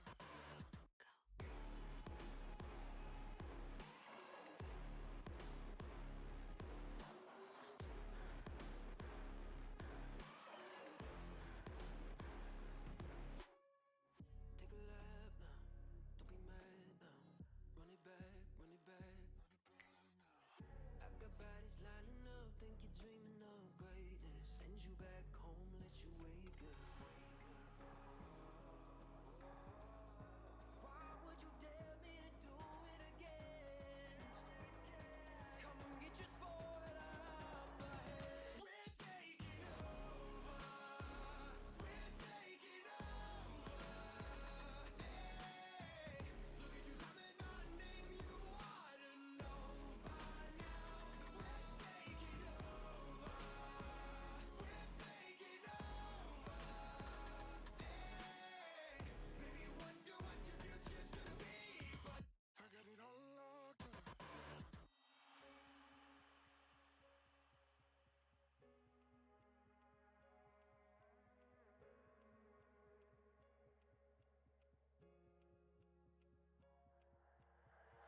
在以后，除了说傻子，还有其他吗？我左右，键盘琵琶在时间滴答着，还不够。你的固执让我来守候，哪怕太迟也不想以后。就在这时放肆的挑逗。I got the heart of a lion, I know the harder you climb, the harder you fall. I'm at the top of the mountain, too many bodies to count. I've been through it all. I had to weather the storm to get to the level I'm on. That's how the legend was born. All of my enemies already dead and born. I'm ready for war. They know I'm ready for war. I told them we're taking over. We're taking over. Hey, look at you calling my name. You ought to know by now that we're taking over. We're taking over. Hey, maybe wonder what your future's gonna be, but I got it all locked up.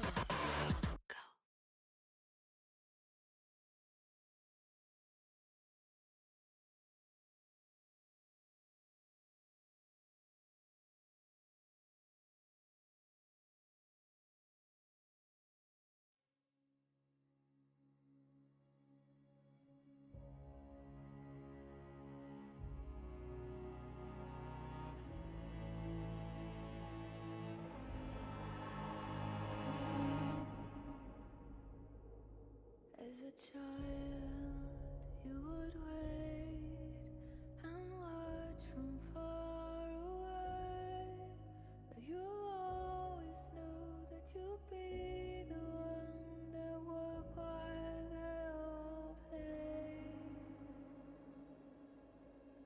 And you'd lay awake at night and scheme of all the things that you would change, but it was just a dream.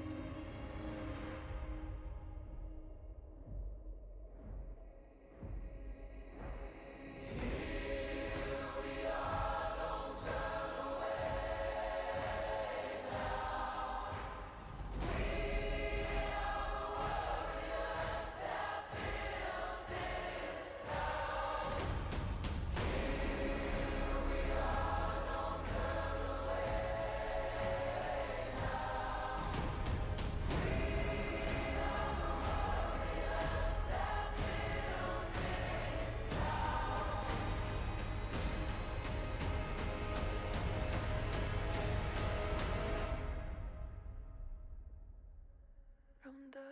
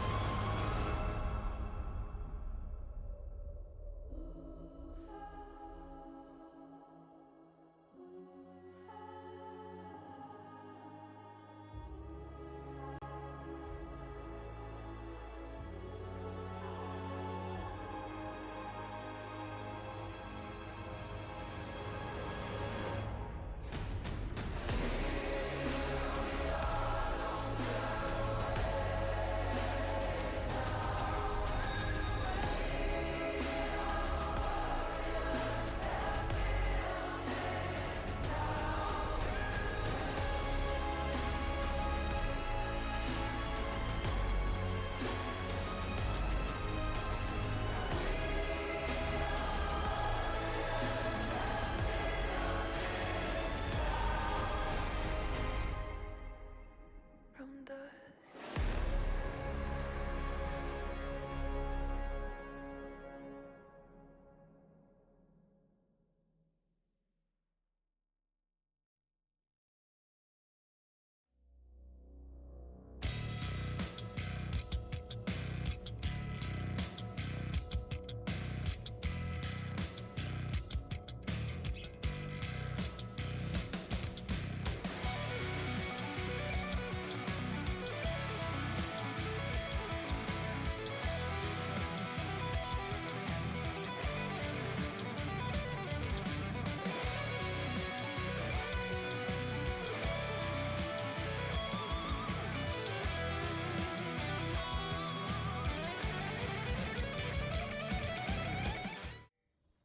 Hello, everyone. Welcome back to game number 2 of the night. Now, both teams may be dressed in blue. However, only one can be on the blue side. As you said this already, Guardians taking that blue mantle and the Wizards on the red side. And we see a 5-point coming through with some decent defensive wards from the Ooh. Wizards. But will they be They able to don't sneak know. past here? They don't know.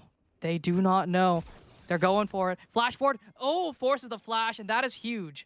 Burn in that flash early. They can just look for a regank from this Diana or whatever, and that is going to be a nightmare. Diana's only thing is that her early ganks can be kind of weak, right? I mean, she has QWE, but she needs a lot of setup from her laners. She does have a Blitzcrank.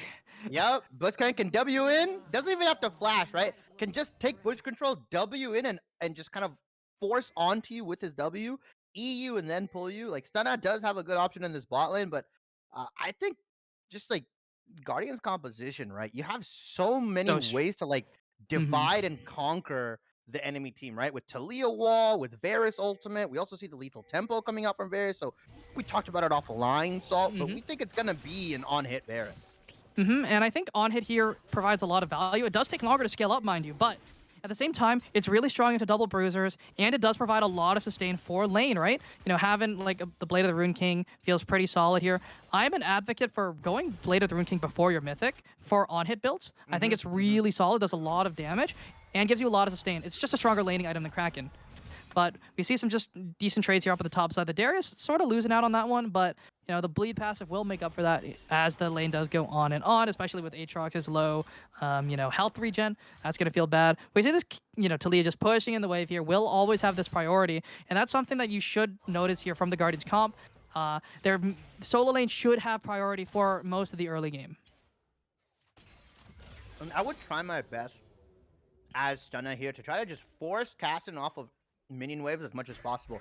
Because if you can get that advantage with no attack or no attack, hitting level 6 before Kassadin, you can find that roam timing either into the bot lane or into the top lane before Unloved can really answer. And again, we don't have Unleashed teleports that early. He's gonna have to teleport to a tower to even think of joining a fight. So forcing him Very off. much so. Oh, they find the knock up there onto Hop, and the Ignite is down as well. The hook, he's hiding behind the minions. Can they find the damage? They find the hook. The exhaust is down. Cleanse as well. Has been flash forward. One more auto will do it, but it is going to be a trade of kill, but Seraphine's the one who grabs it. Seraphine's gonna have a double kill for the idol in the bot lane. Seraphine's popping off here. Game number 2 of the night. Yeah, honestly. Oh, but the invade here coming in. Cast of Junior's taking a decent amount of damage, but Unloved is there first. Unloved can't But do no anything. attack. Found the roam technology. The smite is there. Going to smite for HP, but Jarvis is one who grabs it. Cast up running forward. Has some Take a decent turn. damage. The red buff slows are there. They Ghost. could look for a turn. Darius is going to be there first. The Ghost is there. He will find the pull. Stun is going in. They can't find the kill though. Cast up try to flash forward, try to do anything. No But attack. Unloved taking so much damage. No attack solo, but first plasma claim. They find 2. The Guardians are falling apart. They're getting taken down so early into the game. And it's a double kill for the Aatrox. He's popping off. The hubris from the Guardian strikes once again. A double kill gifted to the Seraphine in the bot lane. A double kill gifted to Aatrox in the top lane. It is disaster for the Guardians here. And Wizards, man. I told you, Icy Rain and Cowsep. These did. guys, they can take a game over. Now, what is Icy Rain gonna do? He's got double buffs in hand, 2-0. Oh my goodness, Prometheus the is dead. hook on Seraphine. She has the flash, will be able to walk away safely. Still had the flash over all that stuff that happened in the bot lane. Really nice hook from Foot Stomper. These hooks could potentially get Guardians back into the game, no doubt. But Aatrox coming in. Boots, double longsword, and some pots. Gonna have a huge item advantage over the Darius right now. But double buffs in hand. He's gonna have to exert his pressure. If Stunna is smart, he's gonna have to try to relieve Darius of some of that. If Aatrox is just playing super far forward and Cowsep plays around him, is there for the counter gank, there's not a 2v2 in that top lane they can't lose. Exactly. Aatrox loves to snowball. He does so much damage, and if he's allowed to get rolling, he is a great side lane and becomes a damage threat. For the most part, he is that drain tank style, but having this gold so early into the game, having this lane pressure with the double ups, gonna feel so great here. And this Jarvan just firing up a storm, up so much CS because of the tempo that was taken away from this Diana. She lost her rhythm when trying to clear it because of the big play they tried to make with that invade, and it ended up turning against their favor. Yeah, that was a pretty, like I said, I understand the idea, right, behind the invade. Oh my goodness, the damage Oh my, coming in. that's an from, electrocute. that is an electrocute on the cast, and it just does so much work here. And no attack just doesn't do damage to the Kassadin because that's Kassadin. 50% reduced magic damage on the passive. Yeah, it is pretty disgusting what he can do into AP solo lane. Oh, Foot Stomper. Oh, nice. Root you're has dead, been found sir. by the Seraphine, but the pullback is there. There is no flash on the Seraphine, but they can't really find the Top damage. lane? Susan taking so much damage with the How's rotation the from Theater? Stunna, but it's a counter gank again. Cowsep looking for the play, finds some decent damage here. Usain solo. Cowsep grabs his second of the game as well, and the Wizards are off to a running start. That's all they have to do, right? Cowsep just has to play around top lane, go for the counter ganks, exactly as planned. 2-0-2, 2-0-1, you take the Darius out of lane. He has no TP, mind you. 0 TP, no way to get back in the lane. Of course, Aatrox doesn't have it either, but he's down 0-2 right now. Darius pondering what items to buy, gets the double longsword, but he's not going to be able to compete. Once Aatrox takes his back, shoves the wave in, Darius is going to miss 1, maybe 2 waves. potentially. That feels horrendous for the Darius here. He needs a snowball. He needs to be this threat because, again, the main threat about the Darius is the damage plus the healing. But now he only really has the damage because the Aatrox did bring Ignite to this matchup, and he's so far behind in items. That is a serrated Dirk. Serrated Dirk into a Last Whisperer from the Aatrox. So Huh. they got some tech that I don't know about. Maybe It might be a this is Cyrilda's Eclipse. rush from the Aatrox. Cyrilda's from Aatrox. That's what I was thinking, to get the slows and to keep on to Darius. But also Darius potentially going, I think Eclipse is the item. I Either don't think Eclipse he or goes maybe Duskblade. Prowler's Claw to get a dash forward. I don't know. Oh my goodness, yeah, we can just see the cast in here having a solid time. Bone plating has been procced here from Usain. And now the Aatrox can look to trade aggressively because he has that Ignite. Look at that damage coming forward here. And no attack, again, just can't do damage back because that's Cassidy, baby. And now Cassidy's level 6, so he can RN freely, get the W. Oh, or the get damage coming QWE. forward. There it is. The Ignite is down. Third Q lands as well. The Ignite should be you're enough to dead. take him Fine. down. He is dead. He writes. He's sent back to the world, back to the earth. The World Ender takes another victim. Yeah, Darius gets sent to the Shadow Realm in there, so he's gonna do another huge wave. Oh, that is no. a 1.5. That's a cannon minion plus more casters and melees. He's gonna be so far down in levels. Aatrox, Icy Rain could just take this game, right? He could just take over this game right now. And jungle top lane so far The for snowball last build game pays and off. this game. Yeah, it has been fantastic. Stunna gonna pick up the wave, hit level 6. Icy Rain gonna take the turret plate as well here, and he is just so far ahead. 3,300 gold overall to Darius's 1,800. It is just, that is single-handedly pretty much making up 60% of that 1.8k gold lead right now.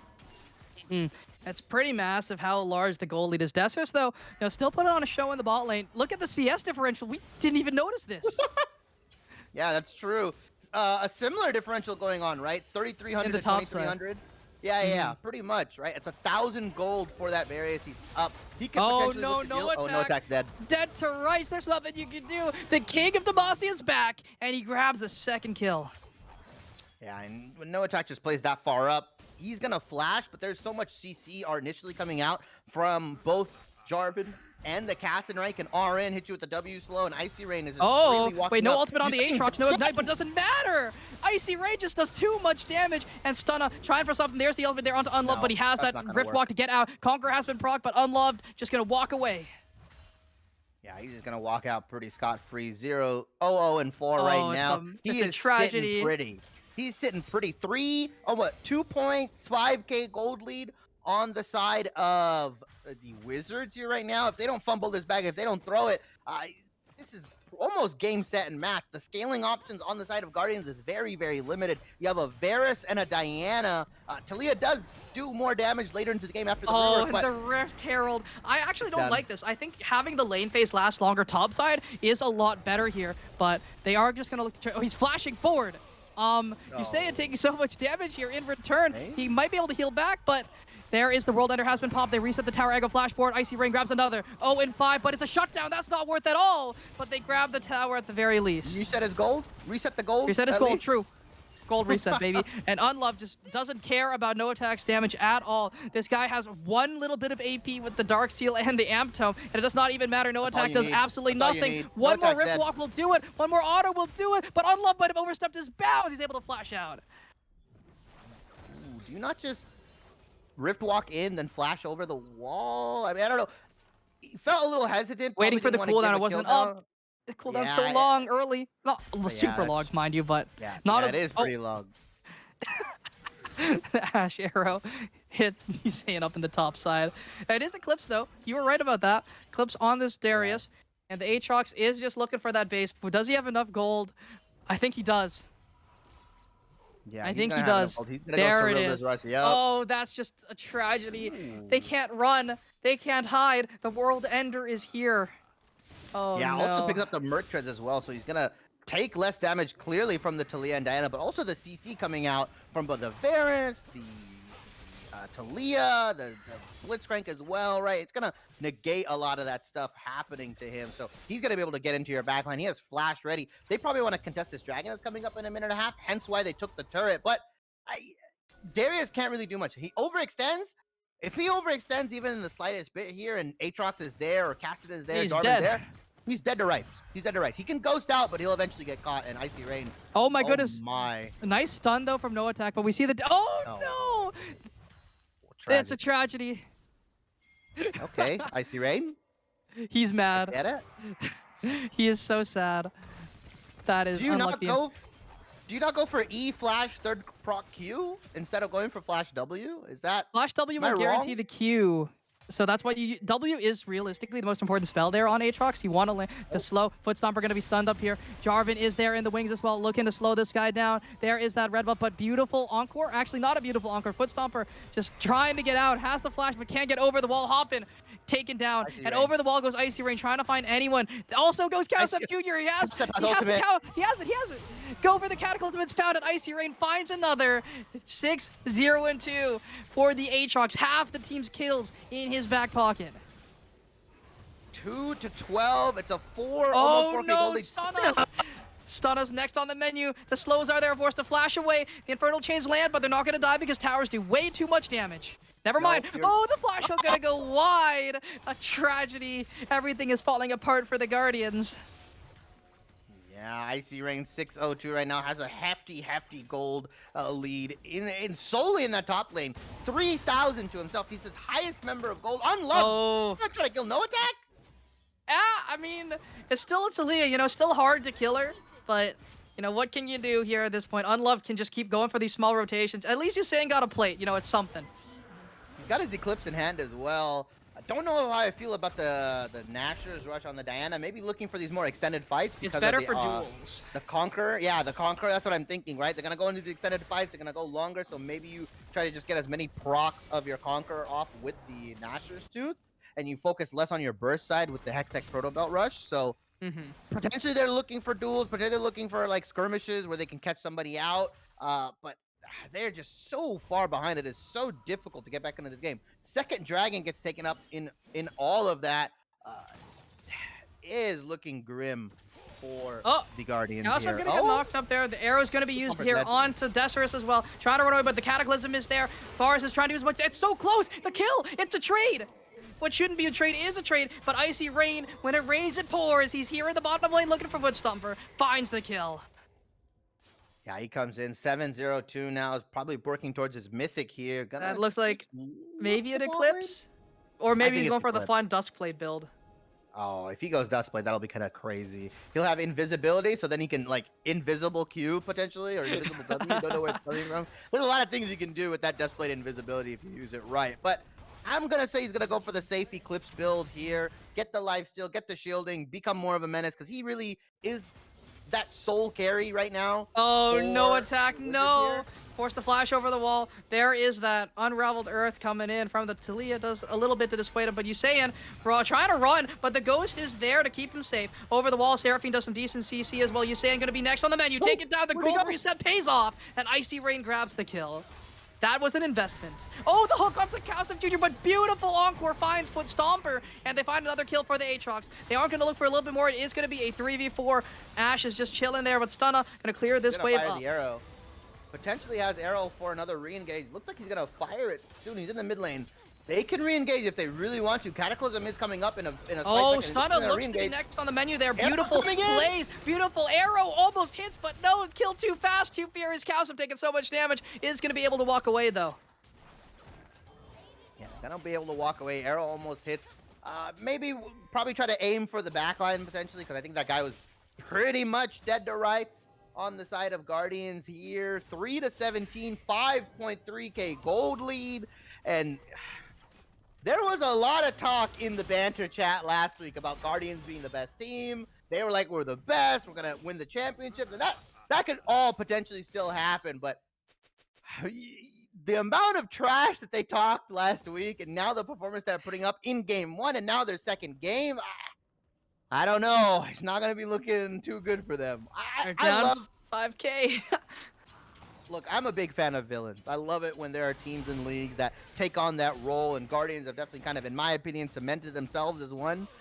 But at the same time, if you gotta talk the talk, you gotta walk the walk later on. And I would love to see how spicy banter chat gets in the Victoris Discord group here. But it's 5,000 gold lead for the Wizards. Heralds in their pockets. Dragons ready to be slain. A minute and a half. Infernal Drake as well. We're gonna get potentially a 23 to 24 minute Infernal Soul. Oh my goodness, no attack Rain. finds the stun at the very least, but Icy Rain running forward. The damage there, flash forward, finds the Q, and takes him away with that passive blow. Taking him down, no attack. Kind of suffering here. Arrow gonna go find foot stomper. Cowsum can look for the re-engage here. Find something. Does not have the flag and dragon, though the flag is still down, but now has it up. The combo's been used. Encore down as well. Foot stomper is dead to rights, and I think it's a little overkill, but Prometheus wanted that one. I guess you invest the Encore into that one. That's fine in case Blitzcrank has flash, but you can just follow up with Cataclysm. They're potentially saving Cataclysm onto either Desirius or no attack when he spawns. Oh and my goodness, saying, Icy Rain does so much damage. But at least, oh wow, Unloved is going to be forced to walk away here. The tower is claimed up here by the Diana, and she takes tower so unbelievably fast. Rift Herald is going to be able to get the second charge off if they want. They aren't going to contest for it. They know that the Talia just does too much wave clear and will be able to take that one down so easily. Yeah, and they're firmly in the driver's seat right now. About a almost 7k gold lead on the side of Wizards at the 17-minute mark. I mean, Foot Stomper, you just walk up, you can't do anything. Even if you see a pull, you can't go for it. You will just die. No attack. They're looking for something. Might be caught out there. The chains land, looking for a little bit more. Beautiful flash from Desert. Can't find anything, can't find the kill, can't find the damage. On the backside, though, Icy Rain doing so much work, but Unloved finds no attack. So much damage is there. Does not even matter. Double kill for Cowstep Jr., looking like a senior in game number 2 of the night.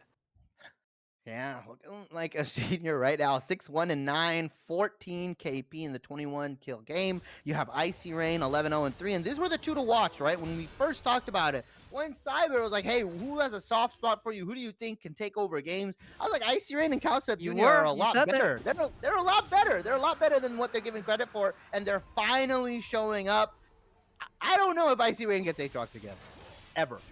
Probably not here. I mean, it was counterpick too. Darius is supposed to win this, but a beautiful rotation is what sent this snowball spiraling. And so far, the Guardians just haven't really found their footing just yet in this avalanche that is Icy Rain and Cowstep Jr. Yeah, avalanche is an understatement. I think they are a hurricane. They are I guess it's the best snow, ice related thing. Blizzard, maybe? I don't know. A snow in?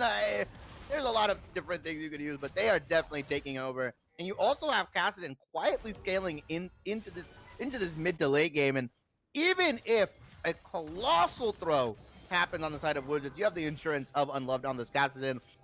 It is going to be a rough game. I don't know how Guardians get back into it. Walking forward. Oh, the arrow does land. Encore going to find one. It's only on the Stunner, though. But a beautiful play from Stunner does so much damage, but they can't find the damage. Unloved going to be taken down, though. They find two. They might be able to turn it around here. And Hoppin kiting out finds one. Looking for something else, but no. Desirus grabs at least that one. So it is going to be a 3-for-2, or 3-for-1, rather.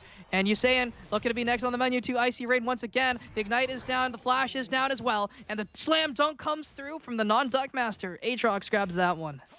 Yeah, Icy Rain, 12-0-3. They're just going to play around this split pressure, but Wizards can't just get caught out like that. They do have to give some respect, because without Icy Rain, there still isn't too much damage coming in. Cowstep wasn't there either. Yeah, Cowstep wasn't there. Kassadin is only 0-1-7. He only has Everfrost in hand. Looking to go the Archangels build, so not going that tank Kassadin build that we were thinking about, right? Where he goes Fimbulwinter into Frozen Heart. Oh, Cowstep Jr., the duo is there. Doesn't really do all that much, though. Just going to walk away. Baron is up. Now the play from Wizards should be setting up Baron Vision, getting a bunch of pinks down, 3, potentially 4 even, to deny any sort of vision. Force Guardians to come walk into you and just turn immediately and then take the Baron afterwards. They should not be bouncing waves back and forth until Dragon comes up. They should be pressuring Baron constantly, only allowing Kassadin to really split and have Icy Rain with you, just ready to turn. Kassadin should be the only one splitting out of this team, simply because Icy Rain doesn't have TP. Oh no, Usain. He's next on the menu. They could turn this straight into a Baron. We already see the Jarvan rotating for that. It doesn't even matter. Hoppin grabs that one. Yeah, now they can turn their eyes towards Baron, I think. Yeah, they are there right now. They're actually gonna have all 5 people there. Blitzcrank gonna try to come in, get vision right now, but even if he does, it's mere consolation prize. I don't think, unless Diana gets a huge QER, I don't see Guardians winning this. Oh, they're just turning on the stun. Arrow gonna go wide, but a beautiful return play. Hoppin able to find his way out. Unloved taken down though. Stunna finds the trade kill, but onto the backline goes Icy Rain. This is the monster. This is the Whirlender, but the Guardian Angel hasn't proc, but over goes Foot Stomper. An Encore lands, and the flash into a straight line doesn't matter. No attack caught out too, and he's trying to run away, trying to kite away, but that Unraveled Earth is doing so much to dissuade the engage, so much to dissuade their way in. No attack is just popping off spells left, right, and center. Hex Drinker is down, but Icy Rain onto the back end. Can't find the burst Q, but finds Q2. Hoppin takes that kill. Onto the backside, Icy Rain goes, finds the pullback onto the Varus, but they can't do much off of that. Yeah, see, they just start Baron, force them to come in. What, that's a 4-for-1, I think, overall. Cassidon was the only one that died, and then everybody else, other than potentially, I think, Darius died early, so I don't know if you want to call it a 4-for-1, but you know, you get the idea, right? You just force Baron, force him into you. Dragon's coming up in a minute now. Wait. So you just oh my goodness, you're taking so much damage. You're forced to flash. Wait, this could be a solo kill. Oh, No. but it is a solo kill. Icy Rain grabs that one, but that was really close. That was a lot closer. I think Icy Rain was just super low. He took that fight at half health, didn't he? Right? So, you know, close for sure. Close but, with an asterisk. Yeah, Hussein had a little bit of health. Came in with full health there. Infernal Soul most likely gonna be taken unless a miraculous steal comes out from Stunna, which he can do. I mean, it's not impossible. He has flash, he has QE, he can definitely do something, but he's gonna need the help of his team to even attempt to steal. Because if he's the only one there, they're just gonna turn on him with Ash Arrow, drive in Cataclysm, and kill him, and then take the dragon afterwards. And we do see the rotations coming through. Guardian Angel has been procced by the Aatrox, so he does not have that in the tank, but has a Hex Drinker to deal with this no attack, deal with the stun on both those AP threats. Not going to be doing nearly as much damage anymore. No, not going to be dealing nearly enough damage, like you said. It's going to be really rough for these guys. Calcep Jr. here, going to take the the Scuttle Crab here. Infernal Soul has to go over to Wizards here, unless, like I said, Marcus. Oh no, Stunna's been found out, and the Ignite is down onto Stunna, taking so much damage. Finds the re-engage onto Hoppin though, but no mana, nothing left in the tank. Icy Rain finds that kill. Icy Rain finds the kill. They're gonna find the dragon. They're gonna turn their heads towards the Baron as well, potentially after. That's a long death timer, 40 seconds. They can take this, go to Baron, take that, reset, and end the game. Yep, Infernal Soul claimed up at 23 minutes into the game. They're looking to run straight up to this Baron as well. They have the damage, they have the timer, but Decimus and Foot Stomper are looking to try and stop this if they can. But Talia going to be knocked out of the wall. The Weaver's wall not going to save her yet. And the pullback, though, the knockback is there. Icy Rain trying to kite forward, trying to find this kill. No attack, running at the speed of sound, is doing so much damage, but it does not matter as the dash forward finds that kill. Baron has been started. They got the blue buff, though. Blitz True. pulled the blue buff so the Victoris could get it, I guess. Worth. Consolation prize. Yeah, oh my goodness. They're trying for something. The Varus walking forward. Does a little bit of damage to get an objective bounty. We take those. Baron is going to fall, though. And they are trying to find something from Hoppin, but onto Decimus they go. Force to the flash. Foot Stomper is going to be that sacrificial lamb. And Decimus trying to kite away, but Stunna is showing up to the fight. Has that ultimate available. Not going to... Oh, no ultimate. Can't look for it just yet. They are going to try and look for something. The health bars are a little bit low, but the Ash is going to dissuade that, slowing them down, not allowing them to walk up. And they are going to be able to finally get their way out of this one. Oh, that is that tank Diana build that I've been seeing crop up in some of Korea. They like to build it, right? You just oh kind of no. Oh my goodness, wait, Prometheus might have just killed Hoppin by pulling himself in there. Oh, he gets 2! Oh, he does get 2 there. Nice little pickup from him. Gets the double kill. Stalls the game out a little bit longer, but I don't know if you really want to do that. Unloved, level 14 right now, has just been picking up side wave after side wave after side wave. 182 CS right now is going to pick up this mid lane as well. They're delaying the inevitable. I like the build coming out from Stunna. It gives him tankiness. It gives him damage with the Nashor's Tooth. It allows him to stick onto people really well, right? He's not as hard to kill. Once he goes in, he's still a threat, but it might be too little too late. Essentially a little too late, yeah. But it is a respectable build. I do like it quite a bit here, but, you know, Prometheus was actually Hoppin's killer right there. By walking into the Diana, letting her ult too, that was just enough of a damage amp to let Diana grab the first kill and get the triumph, so she had enough HP to deal with the Seraphine as well. That's the top 10 anime betrayals right there. Yeah, I mean it happens, right? You don't know the range, you misjudge it, and Diana comes in, EQs or ERs you, and you just end up taking a bunch of damage. Foot Stomper Wait, found out Calcium here. walked over the pink, I think, and they're looking to try and catch him out here. Foot Stomper finds the first knock him. The root is there as well. They're doing a lot of work. They might be able to find it, but they're looking for the Ooh, re-engage. the The Asher is there. core Encore, drinker. onto 4. It's so much work. Icy Rain finds their way into the back line. Finds 1, finds 2, finds 3. Looking for a little bit more. God. Oh my goodness, this fight, this game. It's the Icy Rain and Cowstep show, baby, with the supportal cast of Hoppin and Prometheus. Yeah, and this is the game end here. Baron in hand. Wait, Most Darius of your died members too. down. Yep. Yep. Wizards are gonna take the win here, pretty handedly. 9-36. A 12K gold league. 27 minutes. Dragon Soul, Baron in hand, and that was a masterclass in snowballing top lane. Very true, and today's the day of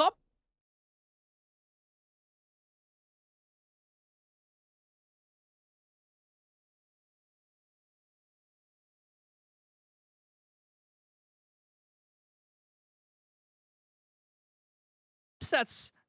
Ducks. Oh, there we go. As I was saying, the day of upsets is upon us. The day of reckoning has come. The Guardians taken down. The Ducks were first. The Guardians were second. And will the Unicorns be number 3? We'll only find out in just a little bit. Yeah, that.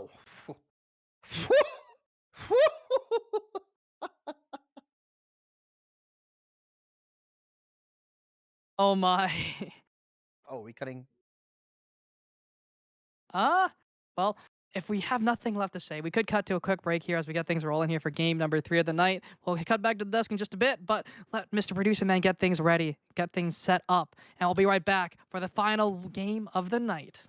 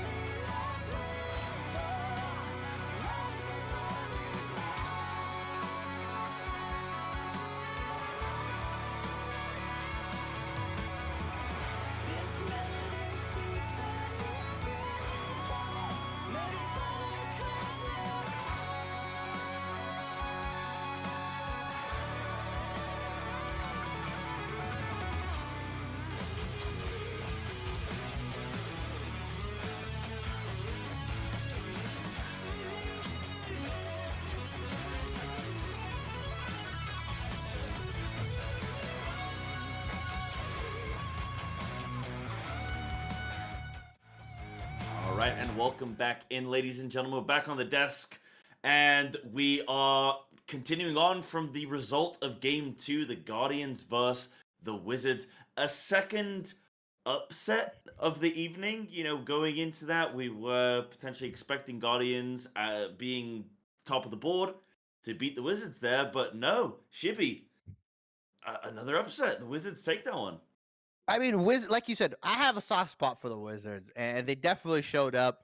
The two people that I said can take over games came over. They came in, take over the game. That's what happened. Icy Rain and Calcep Jr. Mostly Icy Rain, but definitely Calcep Jr. was there to support Icy Rain and keep him ahead, right? Because that's the thing. It's one thing getting ahead on a laner, but it's another thing trying to keep them ahead, make sure that they stay ahead, they take the game over. So really good job from Wizards. I think I'm 0-2 in predictions, technically, right? Because I did We vote. both are. I did vote for Guardians, but it is also, I'm glad. It's one of those things where I'm kind of glad to be wrong, Yeah. right? This makes the league more exciting. This makes the league more interesting, right? Because I guess everybody can just beat everybody now. It kind of, the league has blown open a little bit. And in this last game, too, right? I mean, we might have a potentially an upset with the Tigers and the Unicorns. We'll see. But that was an amazing game. I really like that. It was a good, strong showing from the Wizards. And anybody playing them, you got to prep for them now. They're a force to be reckoned with for sure. Mm-hmm. Yeah. Yeah. Oh, And boy. forgive me if I'm wrong, Salt, and feel free to jump in and give your own kind of opinion on the game as well. But it didn't feel like Wizards. I mean, there were some dominant aspects of it, the Aatrox, which I'm sure we're going to get some kind of MVP graphics soon enough. But there were some dominant aspects of the Wizards there, but not everything seemed clear cut. So I know Shibby at one point in the broadcast talking about Cassidy should be the one split pushing, and some things that the team could be doing differently. It also felt like at times the Wizards maybe could have taken more advantage of their lead. Do you think that, yeah, like, what are your thoughts on that? I mean, there were definitely some fundamentals that weren't played super well there by the Wizards, but I mean, this was one of the best games they've had. They looked really solid as well. They knew their win con and played towards it. But one thing that we did know that even though they were winning, one side of the map does seem to be a little bit of a liability, right? We saw that the bot laners just not doing so hot there. Decerus was kind of curb stomping that bot lane pretty hard. You saw that CS lead super early. It was doubled for most of the game. And Ashe on that utility, sure, she has the arrow and stuff, but on a champ that's meant to neutralize lane, you shouldn't be losing that hard. Yeah, for sure. But it did seem. I mean, ultimately, let's congratulate them on their win. For Yeah. sure. So, because I kind of posed that question negatively towards the Wizards, but it wasn't intended to be. Just kind of saying as well about Well, how they know their well win they were con. doing. They know their win Yeah. con. They know Played their win towards it con. very well. Exactly. They had Calcep. I know in the broadcast as well, Shibi, you were talking about it, moving up, being there to counter gank, helping Icy Rain on the Aatrox. As well, it just seemed like they had a 5-man ganking squad. They were roaming around the map just as a team, seemed to get some good positions. So yeah, ultimately, I think we can jump to the MVP if we have it on screen. But it feels like Icy Rain was doing a lot of work there as well for the team and was able to clutch out that win there with I think 17 kills. So why don't you guys just talk us through this MVP here? I mean, it's just 17-0-7. It is a complete and utter Speaks domination for itself. from Ice. Right, he roamed from that top fight, or that early top fight where he roamed down. He actually didn't get the roam timer, right? Darius was actually ahead. Darius flash ghosted in to try to confirm the kill onto I believe it was the Cassidon and the Jarvan, but they ended up just able to turn it around because of the amount of damage that Diana and Talia ended up taking. Aatrox comes in, cleans up, gets a double kill, picks up the double buffs as well. It's just able to start snowballing from there, right? He's just able to start snowballing super hard. Jarvan facilitates that. And then just the amount of split push pressure that he did bring in. I mean, like I said, when it comes to that mid to late game spot where you don't have teleport up, yeah, you can split as Aatrox. If you're that far ahead, then sure, you don't need TP because they're going to need to send more than one to stop you. But, right, like, there are room to where they could have closed the game out a little bit earlier. And Yeah. especially if they're a team that is so low in the standings, if they clean that small stuff up, if they just start cleaning that up, they can shoot into playoffs very, very easily. And they're a really good team. Like I said, Icy Rain and Calcep are the two to watch out for sure. They're not out of the Yeah. race yet.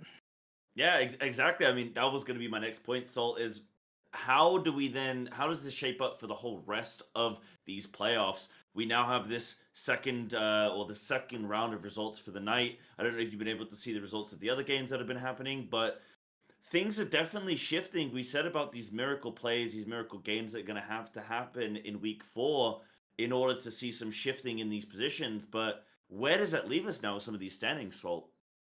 I mean, with the Ducks dropping, the big game there, game number 1, that does help the Wizards out quite a bit, right? It now puts that playoff stream with a lot closer than it should have been, right? Like strength of schedule wise, they were in a rough spot, same as the Ducks though, but I mean, having so many games against the Falcons, the Ducks should have had a pretty clear-cut path to playoffs. So losing that one means their one bye win isn't there anymore. So it just closes the gap even closer, right? Brings it a little bit closer. We'll see what happens here with the Tigers coming up to see if that fixes anything. But, you know, this race for that third, fourth spot is getting tighter. Yeah, I think Guardians also dropped down to second after this loss, Oh, yes, correct? that's Because true as well. Unicorns, I believe, won. I think they won their other match too. I have to check the match history. And they're going to be playing in this one, the one that's coming up right now. So if they 3-0, here, they take hold of first with a 1-game lead, which is pretty solid, and that just kind of flips the standings on its head Hmm. because. As well, if you got to play the second place team like Guardians, right? You got to go against them and they're gatekeeping you from that potential second place or third place spot. It's going to be a lot harder. It might be an even tougher bracket matchup if the Ducks stay in first. I know, I'm pretty sure Ducks want to avoid Guardians as a matchup stylistically, right? So Hmm. if they end up having to play 2-4 and then 1-3 have to play, and that's Unicorns in that first place spot, it'll be super rough. So a lot of things get affected, right? A lot of different things Hmm. shake up, and I think It's a that, big like shakeup. you said, yeah, third, fourth spot is getting tighter, and you got to button up and buckle down if you're the Ducks here. I mean, they do got to try and buckle up here and get these wins here. And it's going to be a little bit harder too because of the strength of schedule. We talked about this. So, I mean, it's not an easy road for either team. For both the Ducks, or 3 teams really, the Tigers, the Ducks, and the Wizards. They have a rough path ahead of them to make it into playoffs here. I think it's a little bit easier for the Tigers if we take a gander there at their schedule. You know, taking a look see here, they should be. I don't know how they played game number 2, but they're up against the Wizards, then the Ducks, and finally they're up against the Guardians. So they do get that rematch against the top team, but at the same time, it's not like they have a little bit of an easier schedule, right? They don't have to take on the Unicorns and the Guardians at the same time this week. Yeah, Falcons also beat the Tigers, so they just pulled a Hmm. massive upset as well. So Wow. it Oh, dude, these teams in the Wow. bottom, they don't like us talking they're not smack. done yet. They didn't like us talking bad about them.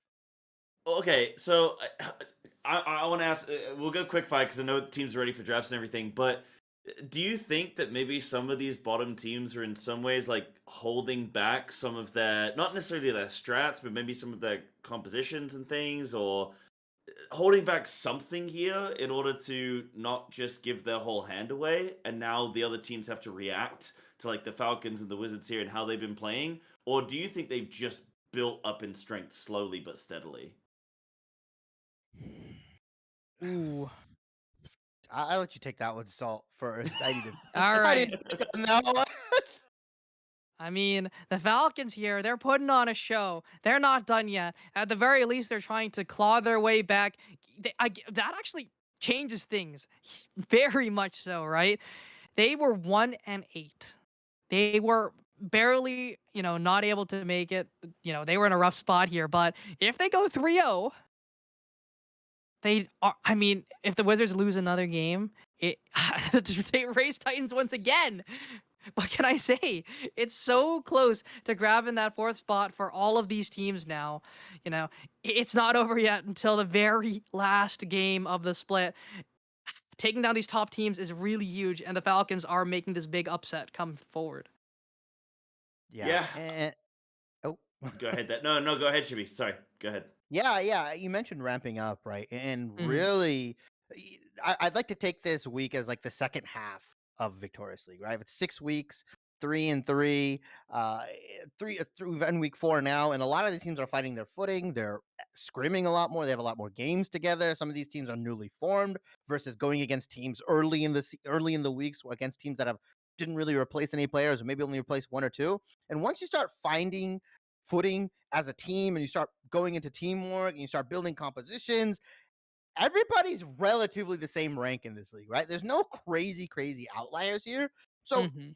on any given day, on any given week, you could potentially run into the Wizards playing on top of their game, the Falcons playing on top of their game, Icy Rain having a massive game, or somebody like Beanie having a massive game. It could be anybody, right? And that's where we get, like you said, the race tightens. It gets more interesting. Other teams can potentially get complacent. It just becomes a multitude of factors, and that's what makes the last couple weeks of Victorious League so exciting. Because if week 4 is like this, I can't even imagine what happens in week 6, right? Mhm. Yeah, absolutely. But we're gonna have to wait and see. You are gonna have to wait, Shibby, because Yeah. now we're gonna be jumping into the Unicorns versus the Tigers, our final game of the evening that we're gonna be broadcasting here for you, chat. I want to know from both of you. I'll start with you, Salt. Quick fire round predictions, because I know we're gonna jump in, but just bullet points. Who's taking this one? Gonna go. I mean, the Tigers did lose their last game, but I do think because of their taking on the Guardians, they are a little more set. Again, I think it's what Shibby said, right? They may have prepped for the top 2 teams, but they did not take the Falcons into account, so that's why they lost that one. So, you know, it's pretty scary. So I'm gonna give it to the Tigers here. I think, Yeah. Okay. like, even though they lost the second game, I think it's because of the prep they did for game number 1. And And this is will not it a be Chick-fil-A the shirt, by the way. yeah? This is a Paris shirt. Oh. Uh oh, That's nice. Thank you, That's good. chat. That's good. Yeah, it looks nice. I like the red theme you're in today. Actually, very coordinated. Big respect to that one. got the What about you, Jays, got the Shibby? faker.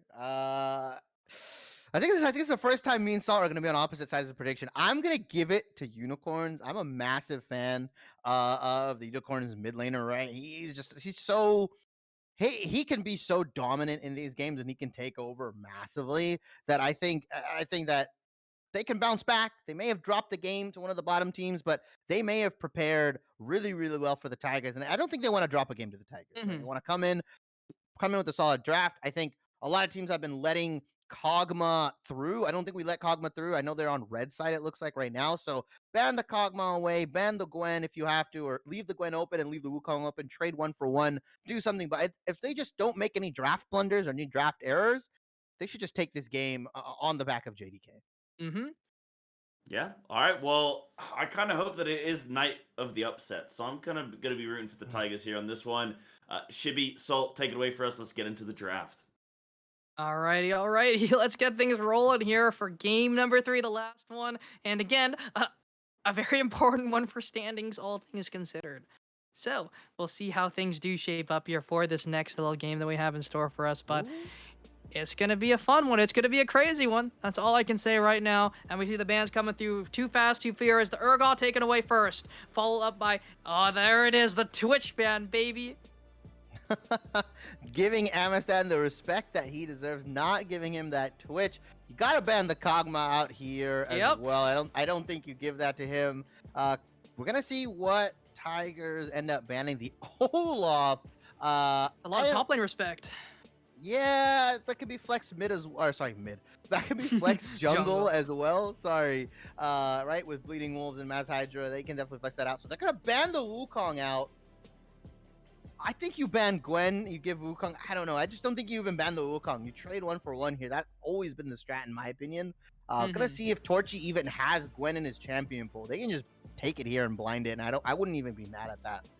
They're going to blind Karthik's Viego. That's what they're going to look for here. And we'll see what the answer is from the Unicorns. You know, we saw that there was an attempt to answer that pick with the Kindred there from the Guardians, and it was the correct answer. It was a great answer to that pick, but it was that neutralization from Mordekaiser that changed that game 1. So we'll see what Unicorns believe is the way to answer this Viego. Is it going to be sustained? It is going to be like that fast and furious top laner or jungler, being that Lilia and Renata Glask, the Chem Baroness, locked in. I actually Great answer. Yeah, I really actually really like Renata Glask into melee champions because it just forces them. Like if Viego turns on the enemy team, it is so horrendous, right? He just starts slashing your team away. I don't think he resets off of his own team as well. I He don't can't think so take either. yeah, he can't take the spirit of his comrade that he's slain. And ooh, Senna Vigar though, that is a lane. They could potentially just take that bot lane, right? They can go I think they fasting can. Senna. They can go fasting Senna with AP Vigar bot. They can take That's an Vigar insane mid and lane. still go. Yeah, it becomes really hard because once Vigar cages, Seneca has a very tight window to W, right? It's really hard to miss. And even if you do dodge the W, you have to dodge the Second primordial part of it blast. too. Yeah, But we know it's Jin. That's going to be the lock in there. Signature champion picked up here by the Unicorns as that last pick of phase 1. And we'll see what the answers are, what these bans are, what is going to be the focus from either of these teams. Yeah, this is a very quick team coming out from Unicorns, by the way. Banning the Kale away. We've been seeing a lot of Kale bans here, not giving anybody the amount of time to scale. Funny that though Cassidon has been being let through, but the Kale hasn't. I think Cassidon's a bit more scarier in my opinion at that level 16 mark. It can be really rough to try to get into range as Kale, and you can get CC down, whereas Cassidon has a lot more mobility. He can stick on your team a little bit more, but Unicorns are drafting a very speedy composition, right? Renata has one of two mythic choices. Either go the Aegis of Legion, where you can get the Locket of Iron Solari into the shield, or you can go the Shirelias with your team and just make them super fast along with the W and speed up one of your carries. And that R has just does so much value at like level 11 when it starts hitting for like 2 seconds. You start hitting your team for or something like that. It could really turn the team, especially if it's Senna Viego getting hit by that. Really nice composition from Unicorns. Gwen being banned out in the second rotation. Surprised Tigers didn't take that. They ended up taking Senna Vigar. More top lane bans, Trinamir Gangplank, and we're gonna see potentially a Katarina. Been a while since we've seen that pick, but it's a pretty solid one into Vagar because her Shunpo is a blink, not a dash. So the cage is not nearly... It's going to be that Lissandra. Great utility, though. So they have a lot of setup here for this Lilia with the Jhin, with the Lissandra. Lots of ways to answer from long range. Lots of ways to shut one pick down. And, I mean, you put that Lissandra R on the Viego, and he just does not get to play the game. So we'll see what the Tigers are going to come up with here to answer this. And you do have another blink, right, in the fashion of another blink. Lissandra's This is team. true. Yeah, it can just go out of Vigar cage, so any gank setup that you think you have. Also, Lissandra flanks can be horrendous. If anybody saw MSI, Zhao Hu was a menace on this, but they are gonna potentially take this into the bot lane. So there's Vigar Senna bot, right? Like, just get locked in. I sniffed it from a mile away. When those two champions get locked in sequence, I'm like, oh, okay, they're gonna go Vigar Senna bot. They tried to keep it as sneaky as possible. Victor and Lissandra is a much better matchup for the mid lane, right? For Victor, can bully her out, can keep her away from roaming, forces her to be honest in lane. But there's a lot of AP damage. There is a lot of AP, but most of the picks here on the side of the Unicorns are very squishy. And other than the Lilia, they don't really have much in the ways of DPS. So they don't really have a way to take down the front line, which is a great pickup here. This Cho'Gath I really like. Even though it's going to suffer in lane against this Lilia, I think it's a really great pick. It's a great pick into Jhin and Lissandra. No, they don't just lock in the Ivern here, right? Cho'Gath No way. going to take it into the top lane. That has to be a full tank Cho'Gath. Okay, it's not. Yep, Lilia top, Nocturne in the jungle. That makes sense. It does give them... it makes sense, but I think it's still scary to play as this Nocturne. You don't really have the one-shot potential because lethality is not the current build, and everyone's a little tankier too. But the Spell Shield is going to provide us some decent value here. Spell Shield is going to provide a lot of value, but who do you R in onto, right? The moment that happens, they clump up. Vigar just drops his cage. You stand in it and you just walk out. No, don't. But the Unicorns do, and they're playing Vagar Victor. Yeah, Vagar, Victor, also Senna as well with the kiting. Cho'Gath, super underrated here, right? As a disruption champion. Peel away champ as well. The silence does so much to disrupt all of these divers like the Lilia, like the Nocturne. A nice Q, a nicely placed Q. Nice knockup as well. Huge. There is so much like disruption coming out from the Tigers composition, right? Vigar cage, Victor W, Cho'Gath W, Cho'Gath the zone control. Yeah, zone control, terrain control, space control, whatever you want to call it, right? There is a lot of control coming out from the Tigers there, while Unicorns, to me, it feels like they kind of have a dance outside of that range, right? It Mhm. almost feels like there's a bubble, there's a circle, and once you get into that circle, you're dead, right? But if you can Mhm. consistently play around it, you could kite with the Jin, kite with the the Lilia bowling balls, right? And just play around that engage range, come in and out, and then you pick that moment to go in. You find the weakness in their defense and their armor. You find it there, and you just Mhm. engage immediately. That's where the opportunity opens up, where you combo Very Lissandra E into R, Nocturne R, and then they're dead. And the pick potential from the Unicorns is insane, right? Think about it. A Lilia bowling ball into an ultimate coming forward with a Jin, W coming forward, the deadly flourish hits that. They're just CC'd forever. They're asleep, they're rooted, and they're going to be one-tapped by those, bullets coming forward as well, right? It's just so insane how long range their comp can be if they play it properly. But I think it's a lot harder to execute on the Unicorns composition if the Tigers play their walk back death ball properly. Yeah, multiple ways to engage for the Unicorns here. They can start the fights off with Jin Ultimate. They can start off with Lissandra Claw into R, Lilia Bowling Ball into R. If they're really ballsy, they'll just start it off with a Nocturne Ultimate and then hide essentially the Lissandra flank, right? That's the idea. You shut the lights off. Lissandra claws over. Nobody knows what's happening. She gets a massive WR, and the rest of your team just lays into him, right? And then Renata can potentially get a very sneaky R in. So I want to see how Unicorns play around the darkness. That is the biggest thing for me. Again, I think for the Unicorns, it's all about pick potential here because their AoE is very, very limited apart from Renata ultimate and maybe Lilia damage if she's able to walk in. So most of it is going to be finding that one key pick with the Jin, with the Lissandra combination, and the Nocturne to turn off the lights, make everyone scared, make everyone panic a little bit. That's really what the Unicorns have to look for. But there are a lot of nice targets for them to look for if they can find that engage, right? If they look at the Veigar, if they look at the Victor, if the Senna, any of those picks is going to be a prime target, and even the Viego as well, who wants to be playing for resets. So the Tigers have to play their death ball quite literally perfectly. If any one of them is caught out of position, and it's scary. Again, one little misstep could spell the end of the Tigers, but at the same time, the Unicorns do have to find their moment. They can't just play 5v5. Yeah, I don't think they can play 5v5 here and reliably look to win front to back. But like I said, it's how they play around the darkness. It's how they combo their ultimates. I think they're going to be looking for a lot of picks. Anybody that even thinks about side laning, potentially this Cho'Gath, I'm assuming he's going to go full tank.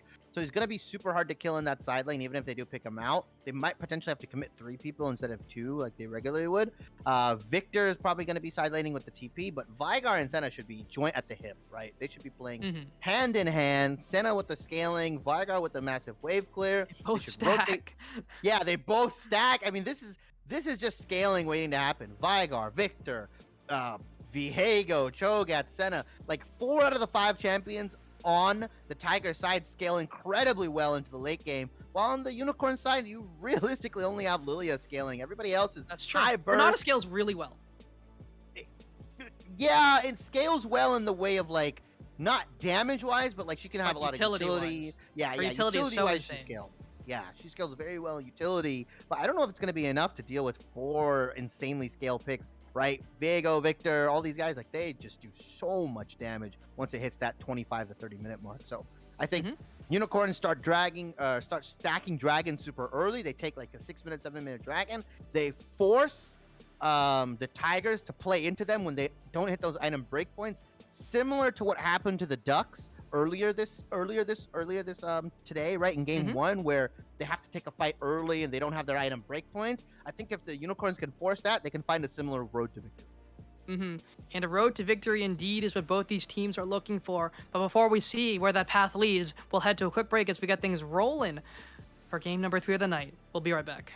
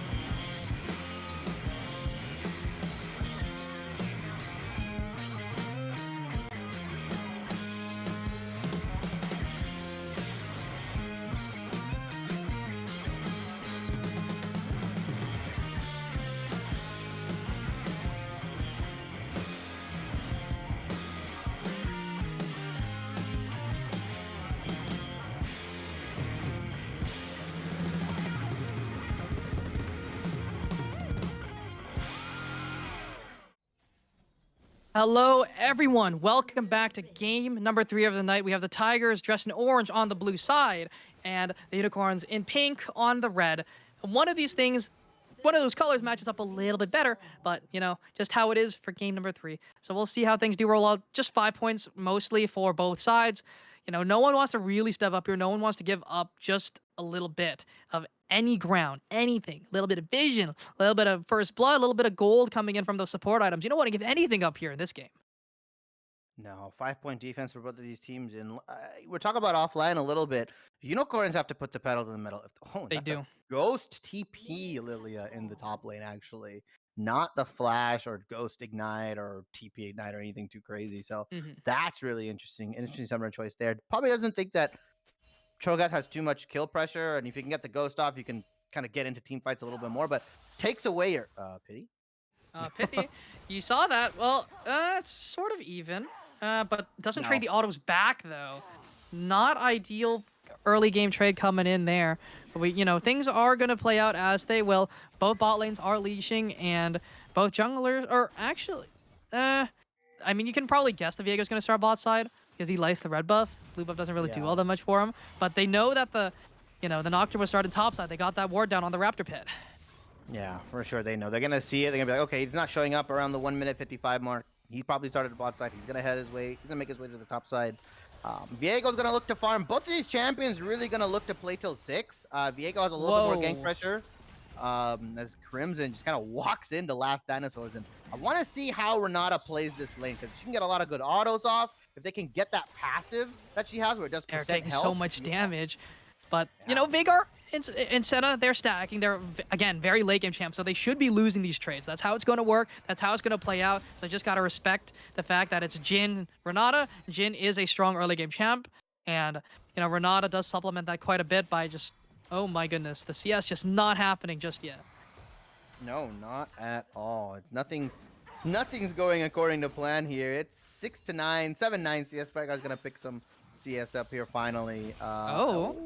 Cage is there. Get a little bit of damage there using those spells, using those abilities. The root is found as well, but I don't think it's going to lead to anything. In fact, it's mostly just a poor trade in favor of the Unicorns. And double root does land. Great handshake from the Renata, but they can't really dive it because, again, towers do a trillion damage. The number's just going to keep going up. Yeah, but this is really good pressure. Oh my, that could have been a nutty Cage. Yeah, Last Dinosaurs is putting a lot of work in on this Renata. Oh, Bleeding Wolves. Bleeding Wolves steals that away. Beautiful smite. Karthik just not able to grab that one up. Bleeding Wolves being a bully here right now. He's shoved shoved Cho'Gath into lane, right? Shoved him under the tower, has taken Karthik's Gromp, is looking to pressure the blue buff as well. Being an absolute menace. He's roaming as well. They have the slows though. Karthik going to be slowed down. Grasp is there. They're ghosting for it, trying to find it. The stun is going to go wide as well. Masked Hydra has the fear, but he is invisible. Forcing the flash away. JDK makes it over the wall first. Gravity Well is down. Bleeding Wolves just running forward. The ghost is no longer there, but it does not matter. Watch out, Eep. You're taken down. That W damage was just gross. Hits the center, gets, I believe, the enhanced damage onto that. Sweet spot. Yeah, that completely took Karthik's momentum out. He's going to lose the blue buff, not too much as well. Lost the Gromp, so he really realistically only got 4 camps out of everything. Nocturne's going to be super far ahead, going to be able to hit 6 before Karthik as well. And you said they had to get off to a fast start. Bleeding Wolves, and they're doing so. I mean, the Lilia moves at the speed of sound. You know, that's just how it is. And she's already popping off here. You know, great rotation. And Masked Hydra finds Torchy as well. Flash is available, but the Fear is already down. He's trying to run, finds the knockup, but it does not mean anything. Watch out, Ipa lands once more, and Masked Hydra claims the second of the game. Yeah, I think Torchy has to flash, like, before Nocturne gets the Fear down, because then what happens if you flash while Fear is happening, Nocturne can just follow with Fear and kill you.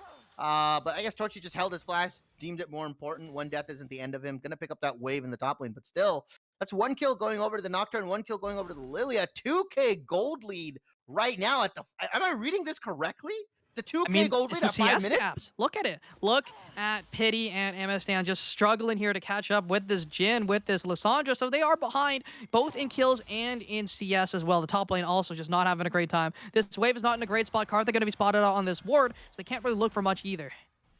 Yeah, they are so far behind at the 4-minute mark or 5-minute mark. Oh, and they're going to now- catch out Karthik. He's trying to find a play, but they find something on the last dinosaur. It's beautiful slow. The stun is there as well, finding a decent amount of damage, but there, that Impotion is there to keep this Renata alive. Karthik, though, trying to run for his life. It might be able to make it out, but Nito cannot find the damage because the Senna just makes him invis. Doing a lot of work. Oh my goodness, Hydra cannot find that kill either. It's just a series of low health bars. Beautiful counter gang coming out from Mass Hydra. As soon as he saw Viego, he immediately blast planted over, kind of tracking the jungler here, knowing that Karthik's going to be on the bot side, because, hey, I just took his blue buff. I didn't see Gromp up. I didn't see Wolves up. I know where this guy's going to be. Deduction is key when you're playing jungle, especially at a high level like this. Just understanding where they're going to be and getting those predictions correctly can immediately swing the game around and win your team the game, and Mass Hydra trying to do so. And the plate is going to be grabbed up here by Bleeding Wolves, having a great showing up here in this top lane. 20 CS up, grabs, you know, that first blood as well, and an assist, 100% KP to this top laner's name. And, you know, just sort of running the show here up in this top side, making the top side of the Tigers kind of struggle. They're not having a great time so far in this game. Yeah, Infernal Drake picked up as well. 6 minutes. That's a very, very early dragon, right? 10 minutes, then another 5, another 5. It's going to be a 21, 22-minute dragon if they're on pace, right? Maybe give 30 seconds here and there for dancing around, but it's going to be a really, really early dragon, but unfortunately they roll Infernal Oh Dragon no, the handshake first. lands. Beautiful deadly flourish from the Jhin. They cannot find that return Event Horizon though, so no trade back coming forward from the Tigers. Great plays though coming in from the Unicorns. This Renata, oh, but the root does land. They can't really look too much into it though after that one. But Torchy taking so much damage. The Dream Dust just doing so much work here. The Drowsy has been used. There's the Lullaby, the Lilting Lullaby doing a lot of work. It was an auto that procced it though, forced to flash away, but the Ghost is down and the Lilia's moving at the speed of sound, but they're looking for this Victor. There is the Paranoia and they find the kill. They're trying to find Bleeding Wolves, but they just don't have the damage. They don't have the way in. The knockup is there. Karthik's trying to find anything, but he's taking so long. The Conqueror is there, but the level up is there too. Oh my goodness, this is so close, but no, Karthik can't get into range. He's taken down. Bleeding Wolves find the outplay. And that's off the hand of the Lilia adjustments that she got where she heals more on her passive as well. Oh my goodness, the root is landed, but another one in return. Event Horizon onto the Renata. The bailout is there, is present. Can they use the flash forward? Finds it. Juanito trying to find anything, but he can't find the last shot. The fourth is not enough, and Vagar just running forward, doing so much damage, does miss that one. There's so much work to be done. The slow is not going to be found either. Juanito trying to run, but it is a rotation.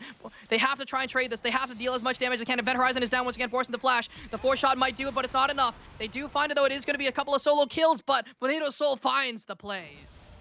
Yeah, 1-6, 3K gold lead at the 8-minute mark right now. Unicorns handily starting off with a very, very strong early game.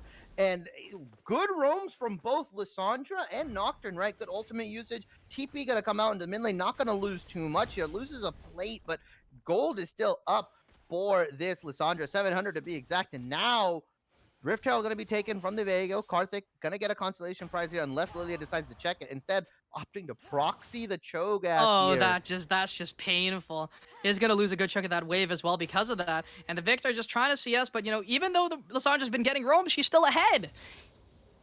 Yeah, very, very much ahead. Has the Everfrost almost completed or nearly completed here.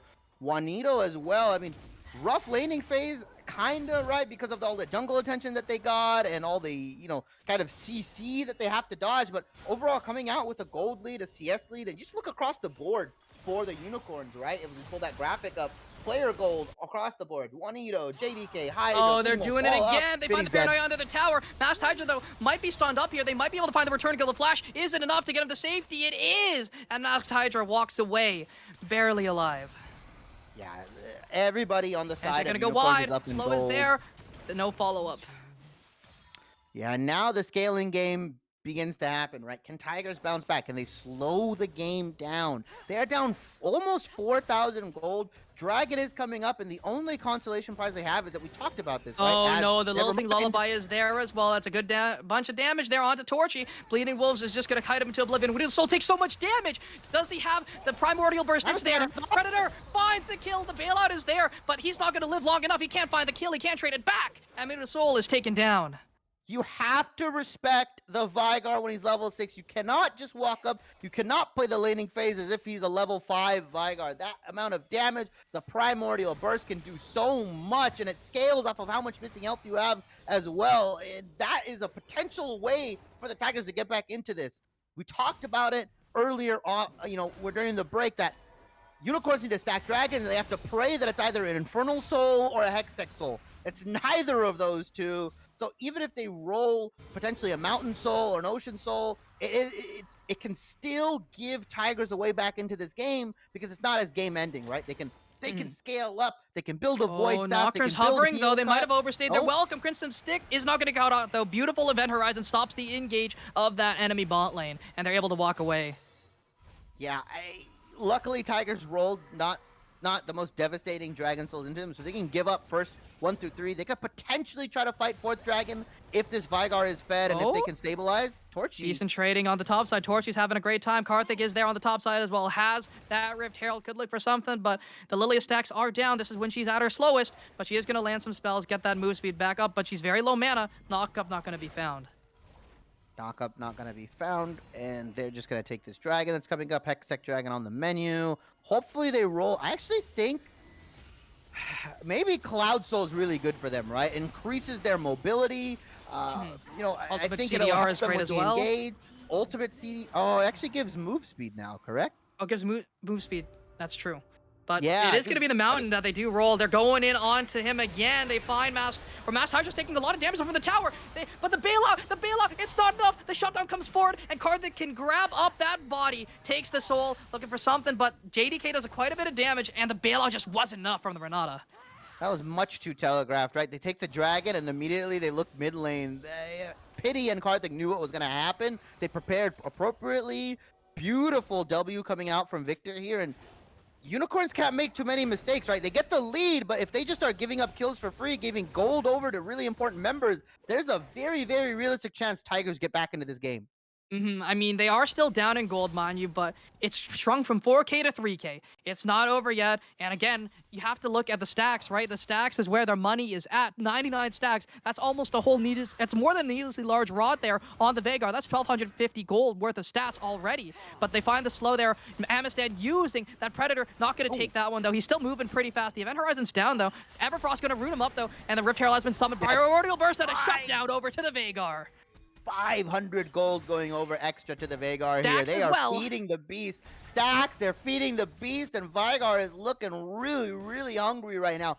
3-1, Everfrost, Predator. He's going to be a force to be reckoned with. That gold lead has shrunken down again. Now it's 2.5 almost. 4 to 3 to 2.5. Tigers are stabilizing. Now, Unicorns, what do they do? Need a soul getting slowed down there, but the handshake stops them in their beautiful. tracks.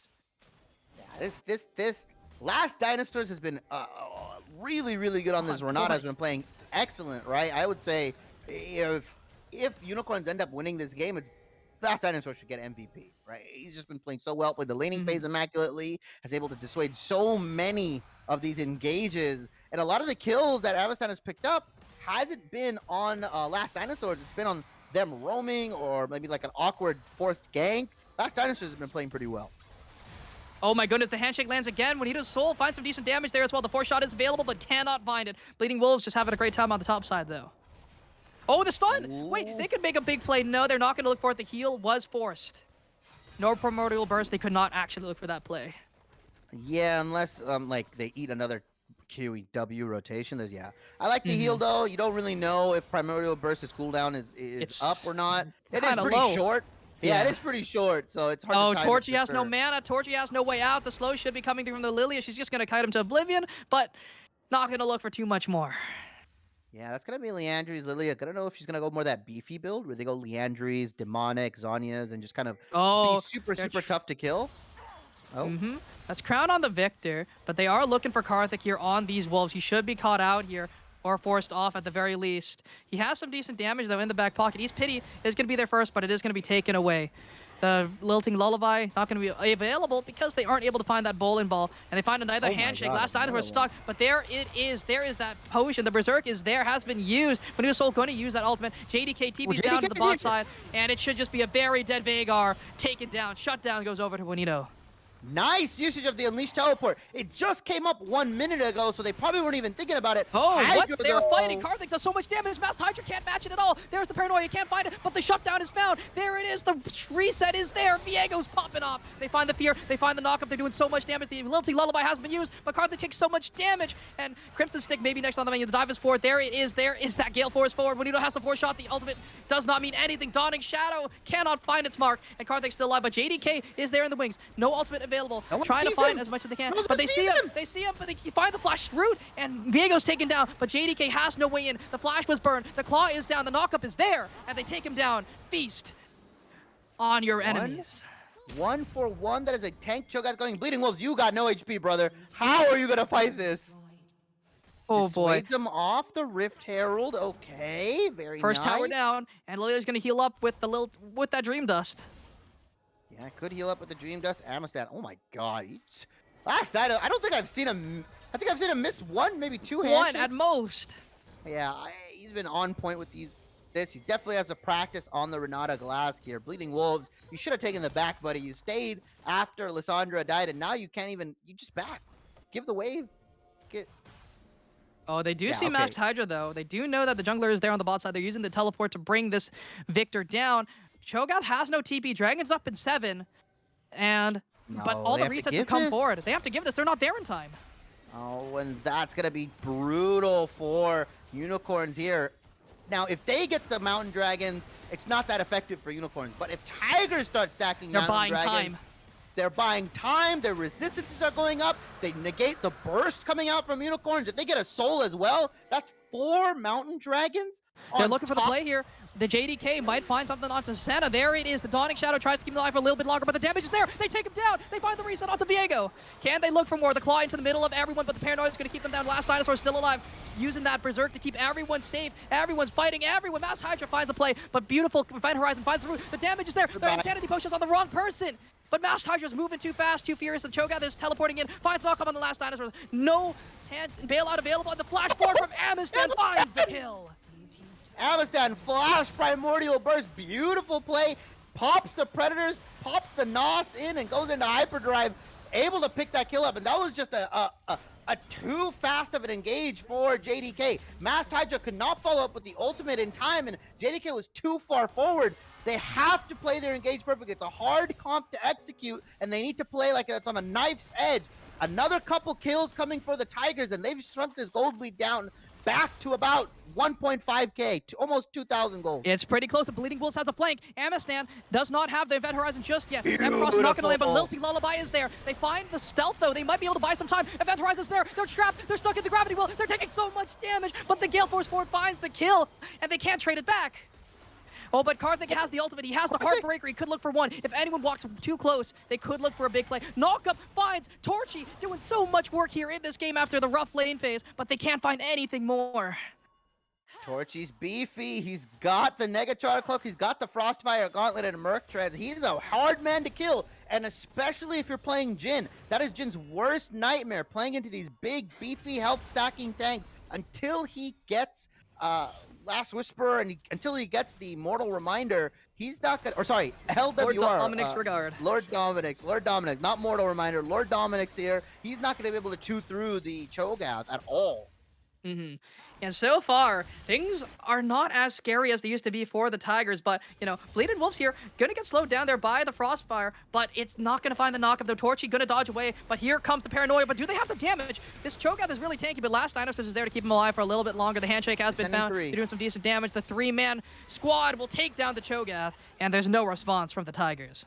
Yeah, they need to send 3. I don't think 2 would have been enough. Cho'Gath would have been able to stall out long enough for Viego and Victor and Senna to come back and potentially turn it around. So really good investment, understanding how much they need to kill Torchy here. But what does that gain you? You have the Rift Herald, but where do you use it? Your Lissandra's farming blue buff. Your Jhin is farming Raptors and red buff right now. Like, you can't really do anything with that kill. So overall, yeah, it's nice to pick it up. 4,000 gold in your 4,000 gold lead for the Unicorns, but it doesn't look like it's 4,000 the way some of these fights are going. I know, they're a lot closer than you think, and it's all to do with the stacks. The Senna sitting at 52 souls, almost on breakpoint number 3. The Veigar, 173 stacks. That's more than a death cap already in stacks alone. Yeah, the Mist collection coming out from Senna as well. 53 souls right now, following the jungler around. Has an insane amount of range, right? Extra 40 range, extra 40 attack damage, critical chances up by 20%. She's going to start hurting her team a lot, and she's just building Umbral Blade. Like, she's building utility. She's just clearing wards out. It's going to be really hard to walk into this team if they get onto the objective first. Speaking of objectives, Mountain Dragon coming up in a minute and a half. I mean, if they really wanted, the Tigers could give this one up, let the soul point come forward from the Unicorns, buy themselves more time to scale. But again, they have a Cho'Gath, they have a Viego. They can do a lot of damage to these objectives, and their steal potential is so insane. A Cho'Gath Feast is a lot stronger than, Smite. That's a Rabadon's on the Veigar right now. That's so right? insane. Let's check his AP. 574. That's way too much. Juanito will get one shot. Anybody on the side of Unicorns gets one shot if they get caught by the Veigar stun. It is going to be way too much. Teleport from the Victor. It is going to be a river fight, but Scuttle has been claimed up here by Sandra. The Unicorns. Sandra could look for a play. Oh, that's a beautiful bowling ball. It finds 3. The TP onto the back line. There it is. They're looking for the play. Lilting Lullaby is down as well, but they stop the TP, but they take down Amistan already, and the fight looks to be over. A beautiful ultimate from the Renata. Masked Hydra doing a lot of work on the backline. Karthik's taken down as well. This fight is lost. They stepped up too far. They got caught out by the ball. They grouped up. They can go Baron. And now they've given up the Baron. Send one to Dragon, and then take that, and send the other 4 to Baron. That's all you need to... Okay, or not. Or who cares? everyone Baron, I guess. Just go to the Baron. It's fine. Take it. You guys can maybe go back to Dragon. Maybe don't really care about Mountain Soul anyways. It's fine. Take the Baron. Reset if you need to. But that was a beautiful engage. You called out the bowling ball, and I didn't know if they were going to wait last second to pop the Lilting Lullaby, and they ended up doing it. They layered CC beautifully. Lissandra had the flank within the Nocturne darkness, so they didn't really know where Nocturne she was has no coming. smite. Oh, Nocturne doesn't have smite, but they can. I think they can take this. They Can should be able they? to take this with Jin, Lissandra. Oh, they're I not. think They're they not can. contesting it with the Viego. He's going up towards this top side, but it's still a scary threat here. The Veigar is strong, has that Predator available as well. Crimson Stick walking forward. Gonna try and do something here. They see them on that ward, though. They know what's happening. Bleeding Wolves is taking a little bit of damage, but Crimson Stick hit by the bowling ball again. Nocturne ultimate is almost up. Lissandra It is almost up. Still. Lissandra's ult.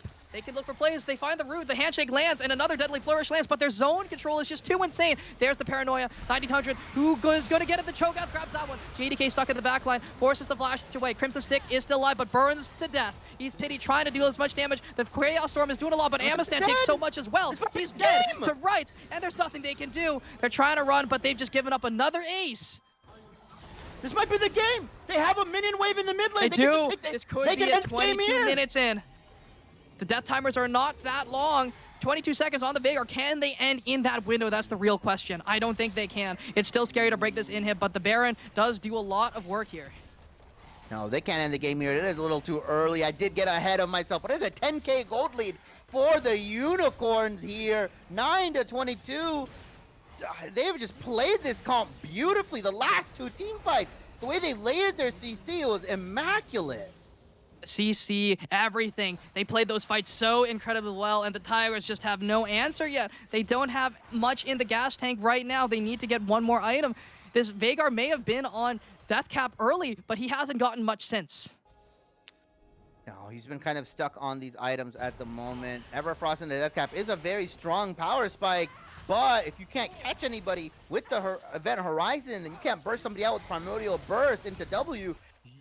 You're effectively useless. You're just playing on the outskirts and you're waiting to get engaged on, which is what's happening. Oh and no, now Karthik might be caught caught out. out He's here, gonna have taking to so R much over. damage. The bowling ball not going to land. He has the ultimate available. The Heartbreaker could be used to get himself out, but that's 500 damage down from that watch out Eve. There is the Paranoia, and it's going to be gifted over to Masked Hydra. Masked Hydra. Oh, their pings are going out too. Probably bleeding Wolf Yoink. pinging Masked Hydra. Like, why did you ult? What was the point in that? I had him, bro. Amistan Minion wave does pushing have in. some decent wave clear, but there it is. That ultimate coming through from the Jhin. The Curtain Call is doing a lot of work there. From the Renata goes that ultimate. It's doing a lot of work here, but they're taking a decent chunk of damage as well. The hostile takeover did its job, bought them some tower damage, but they forced the flash into a stun. Some decent work there, but they're going to grab this tier 2 as well. And Amistan trying to do as much, trying to walk up with that event horizon, but it's so scary to walk when the bowling ball is available. Yeah, ultimates are down though. JDK is the only one that has his up. He's been really patient with the Lissandra ulti, which I've really liked because it kind of baits Tigers into thinking they can engage. And then Lissandra goes in, she EWs, R's herself, does a lot of damage, and you're like, oh, wait a minute, she still had her ultimate this whole time? And then Nocturne's Yeah. ultimate is on a super low cooldown. He just used it, and it's almost up. So they could just consistently re-engage, take the back, reset, and just start pushing in that bottom wave and top wave. Lissandra should be split pushing here because she has the TP up. Send 4 bottom lane, take the open inhib, and you should be golden. And I mean, things are just really in a not great spot there. It's a huge gold lead coming forward here for the Unicorns. They're looking really strong. They know what they're doing. They are trying to close this one out. 25 minutes. I mean, in order for the Wizards to come back, they need to stall for another 10 at this point. They need their Cho'Gath to get more feast stacks. They need the Veigar to hit more item breakpoints. Yeah, they just need to scale and need to wait. I mean, it's a Shattered Crown Zhonya's Victor right now. He doesn't That have does the no damage. yeah, he doesn't have the Blighted Jewel, doesn't have the Void Staff ready, or even the Shadow Flame, so he's not gonna be able to do too much. It's a 1.5 item Viego as well, so he's gonna have to prey on resets. You're really saving grace that Cho'Gath is super tanky, and your Veigar is going Giant Spell. Maybe a demonic? I don't know. Potentially Sounds demonic, like it. but if you go demonic, you go for the AP. I don't know if you need the Giant Spell in that situation. You living longer isn't the issue. It's you getting the burst down and trying to kill somebody. But maybe he's just looking to kite these fights out. Wait, this could be play 5 super head. long. It could be an anathemas or anathemas. Could be anathemas. I think you're right. Anathemas. I think that's how you say it. Yeah, I'm gonna go with you because I think you said it right. It sounds cooler as well. Anathema's chains. Yeah, it could be Anathema's, but who does he go for? Lissandra? Nocturne? Lilia? It could be the Lilia or the Jhin. I think both those champs are doing a lot of damage here. The Nocturne, once his combo's out, he doesn't really do much. The Lilia does consistent damage. The Jhin will always hurt, but Bleeding Wolves might have caught themselves out here. And the Ghost is there. That's a lot of move speed, and they're going on to Amistan. And they're doing a lot of work here, but he's able to walk out. The flash is there. The curtain call has been used to buy some zone time, and Karthik has to run away. Double kill over to the Lilia. Doesn't even matter. They're dying in their own base, and it's the quadra kill for Give him the Lilia. penta! Looking for the penta. Can they fight it? The hostiles are the berserkers there, and penta kill 4. Bleeding Wolves pops out the Lilia. Too fast, too furious. You're not Bambi today, and they're going to be able to take down these towers. Oh my god, Bleeding Wolves with an amazing performance. 10-0-11 on the Lilia. A beautiful composition crafted by the Unicorns, and they pull fairy dust out of somewhere. They get the win here. Beautiful, beautiful game. Stomps across the board for these past 3 games. Hey, you know how you're talking about Last Dinosaurs being MVP? I gotta give it to Bleeding Wolves. Beautiful bowling balls.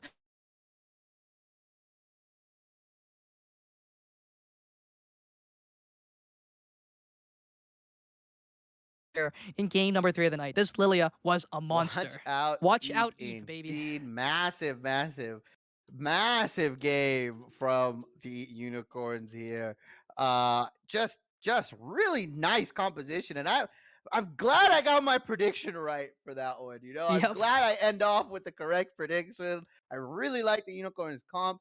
JDK definitely did have a major game, but honestly, people are gonna go to the MVP vote and put Bleeding Wolves up.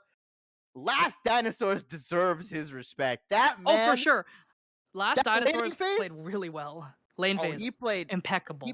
He played really well. A lot of his handshakes were hitting the right people. He had some beautiful ultimates as Renata. I think he hit a 4-man in the second or third to last fight, and it just kind of swung the fight in their favor.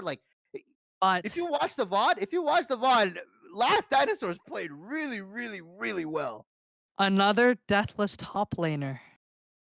Yep. Top lane is the name of the day. 38,000 damage. 10, 0, and 11. That's so much KP. Top damage, 10 CS a minute. Or 9.8 CS a minute. That's so insane. I mean, you have to give it. You have to give it to Bleeding Wolves. Look, I won't be mad if it goes to Bleeding Wolves, but I truly think Last Dinosaurs deserves it. The way he played laning phase, nobody's gonna vote for him, and I'm gonna vote for you, Last Dinosaurs. I think you deserve it, man. But Bleeding Wolf is probably gonna get it if you just look at the scoreline, the damage, everything like that. Got the Pentacle as well. Most likely gonna get the MVP vote, but Last Dinosaurs, you're the MVP in my heart, and hopefully that matters for something. And with that, we'll head over to a quick thingy. quick break while we get the MVP thing rolling. So we'll be right back, and we'll head back to the desk for the last little bit of the night.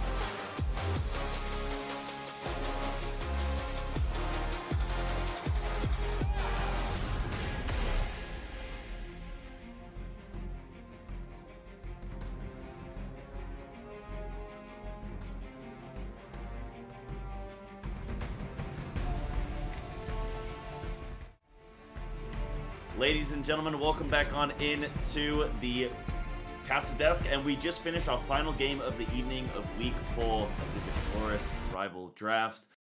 It was a fantastic game to finish on. We got a pentakill. Salt, talk us through that game. Unicorns just seem to be in such a commanding position. I mean, their top side looked really solid there. You know, Masked Hydra and Bleeding Wolves, a great duo. They were moving around the map quite well. They knew that, hey, we can get pressure top. We can look for invades. We can annoy this Viego who really wants to get that first clear, so he can start clearing quite fast, right? That's really what he wants to do. He needs to get the first clear off. His first clear is not super. It's healthy, but it's not fast. So he needs items. And messing with him just throws off his rhythm, throws off his jungle cycle, and it feels absolutely terrible to play. And at the same time, they're also just perma-ganking this Victor over and over and over again, putting him in the dirt, using the Nocturne and Lissandra ultimate on cooldown, putting that Victor in his place. And at the same time, Last Dinosaur and Juanito Soul holding their own in the bot side. Last Dinosaur is having some beautiful handshakes, dissuading the Veigar and, and the Senna from doing anything in that lane. Yeah, it was those engages, those last 4, I would say, engages, right, coming out from uh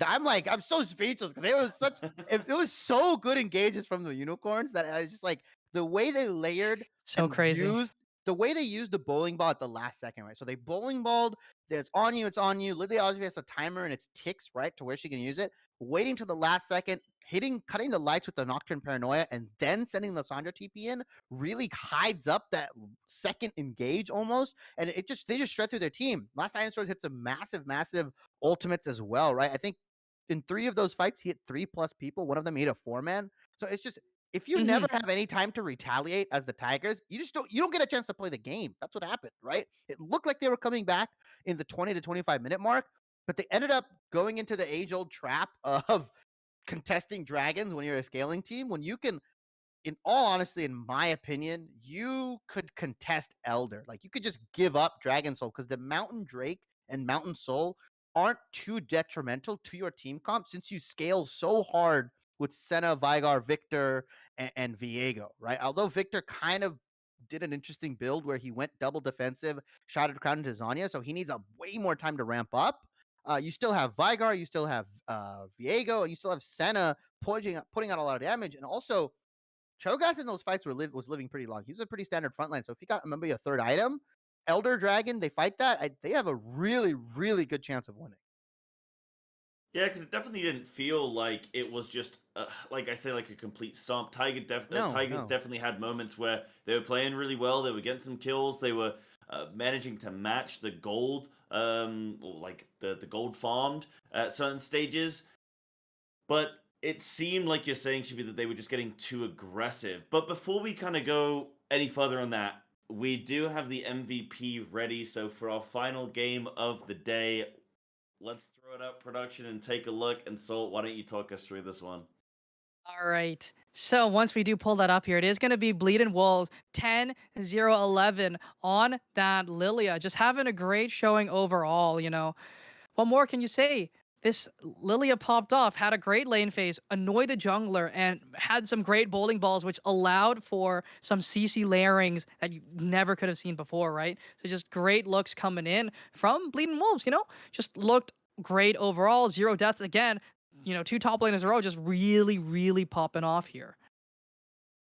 Yeah, it's even in the first game, right?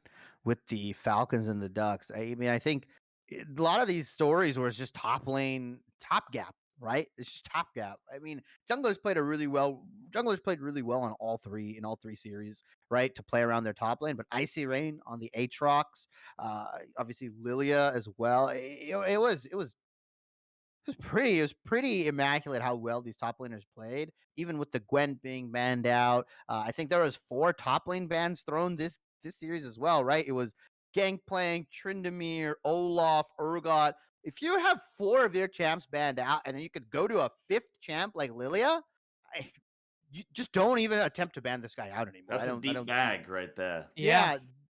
that is a massive champion pool, right? Like if you can just pull out a 5th champion and do what he did to that team, I shudder to think what he does on his 2nd or 3rd best champion.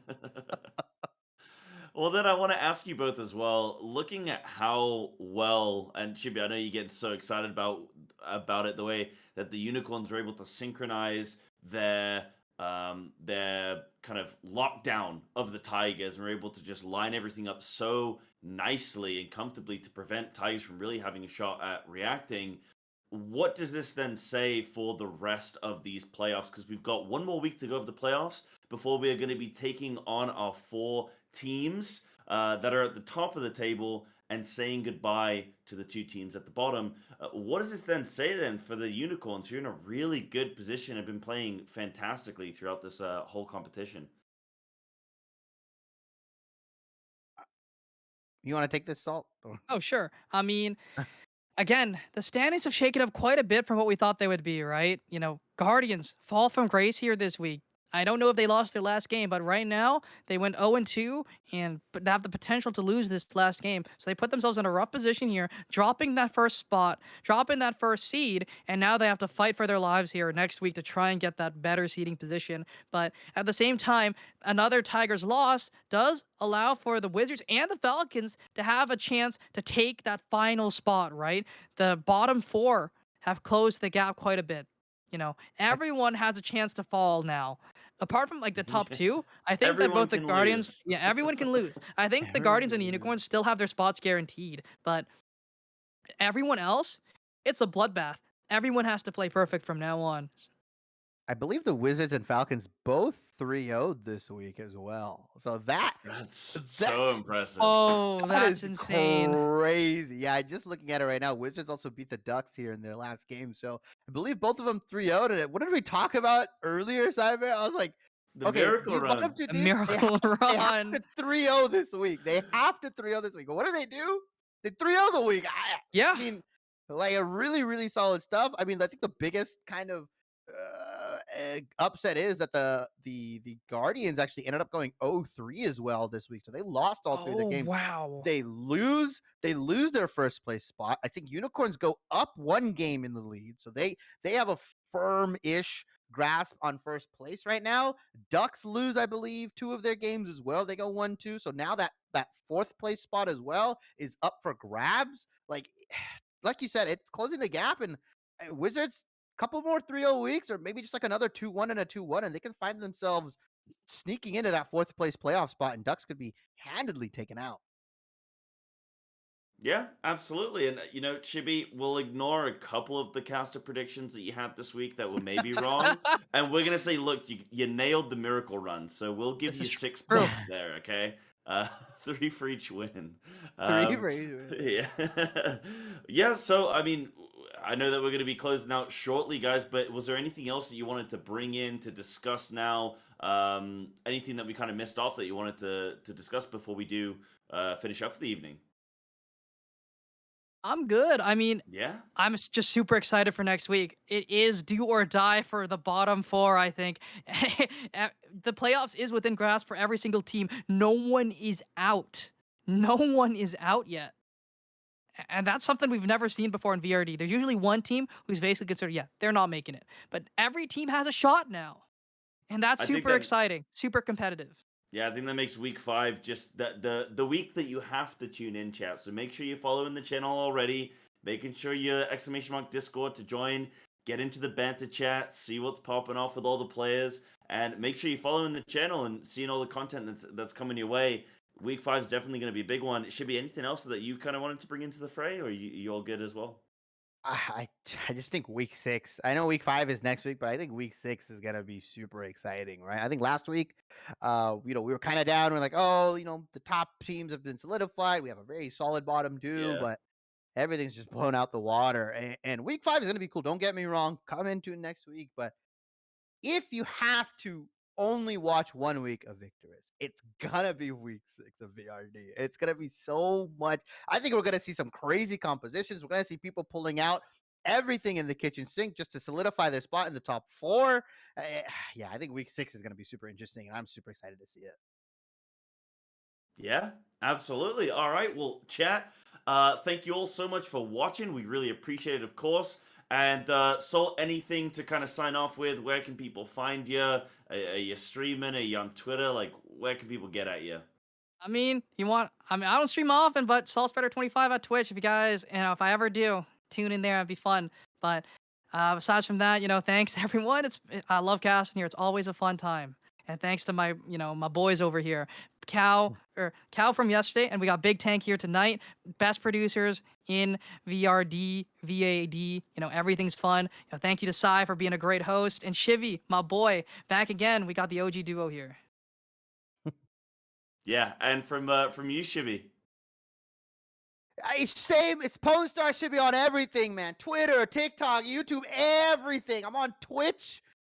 I think 5 days a week or something like that. Twitter, I open DMs. I'm on TikTok, man. We do whatever you want. We do everything. Hey, I'm chilling right now. But honestly, you just gotta follow Victoris on everything because they've got Don't prime content. Prime content. They're one of the leagues that keep up in their VODs, keep up on their YouTube, keep up on their Twitter. They are very, very active, and that's been one of the main reasons why they've made such a quick rise in the amateur tournament scene. And I've been super, super psyched to join a league like this. So, and then obviously, shout outs to you, Cyber. You're a monster.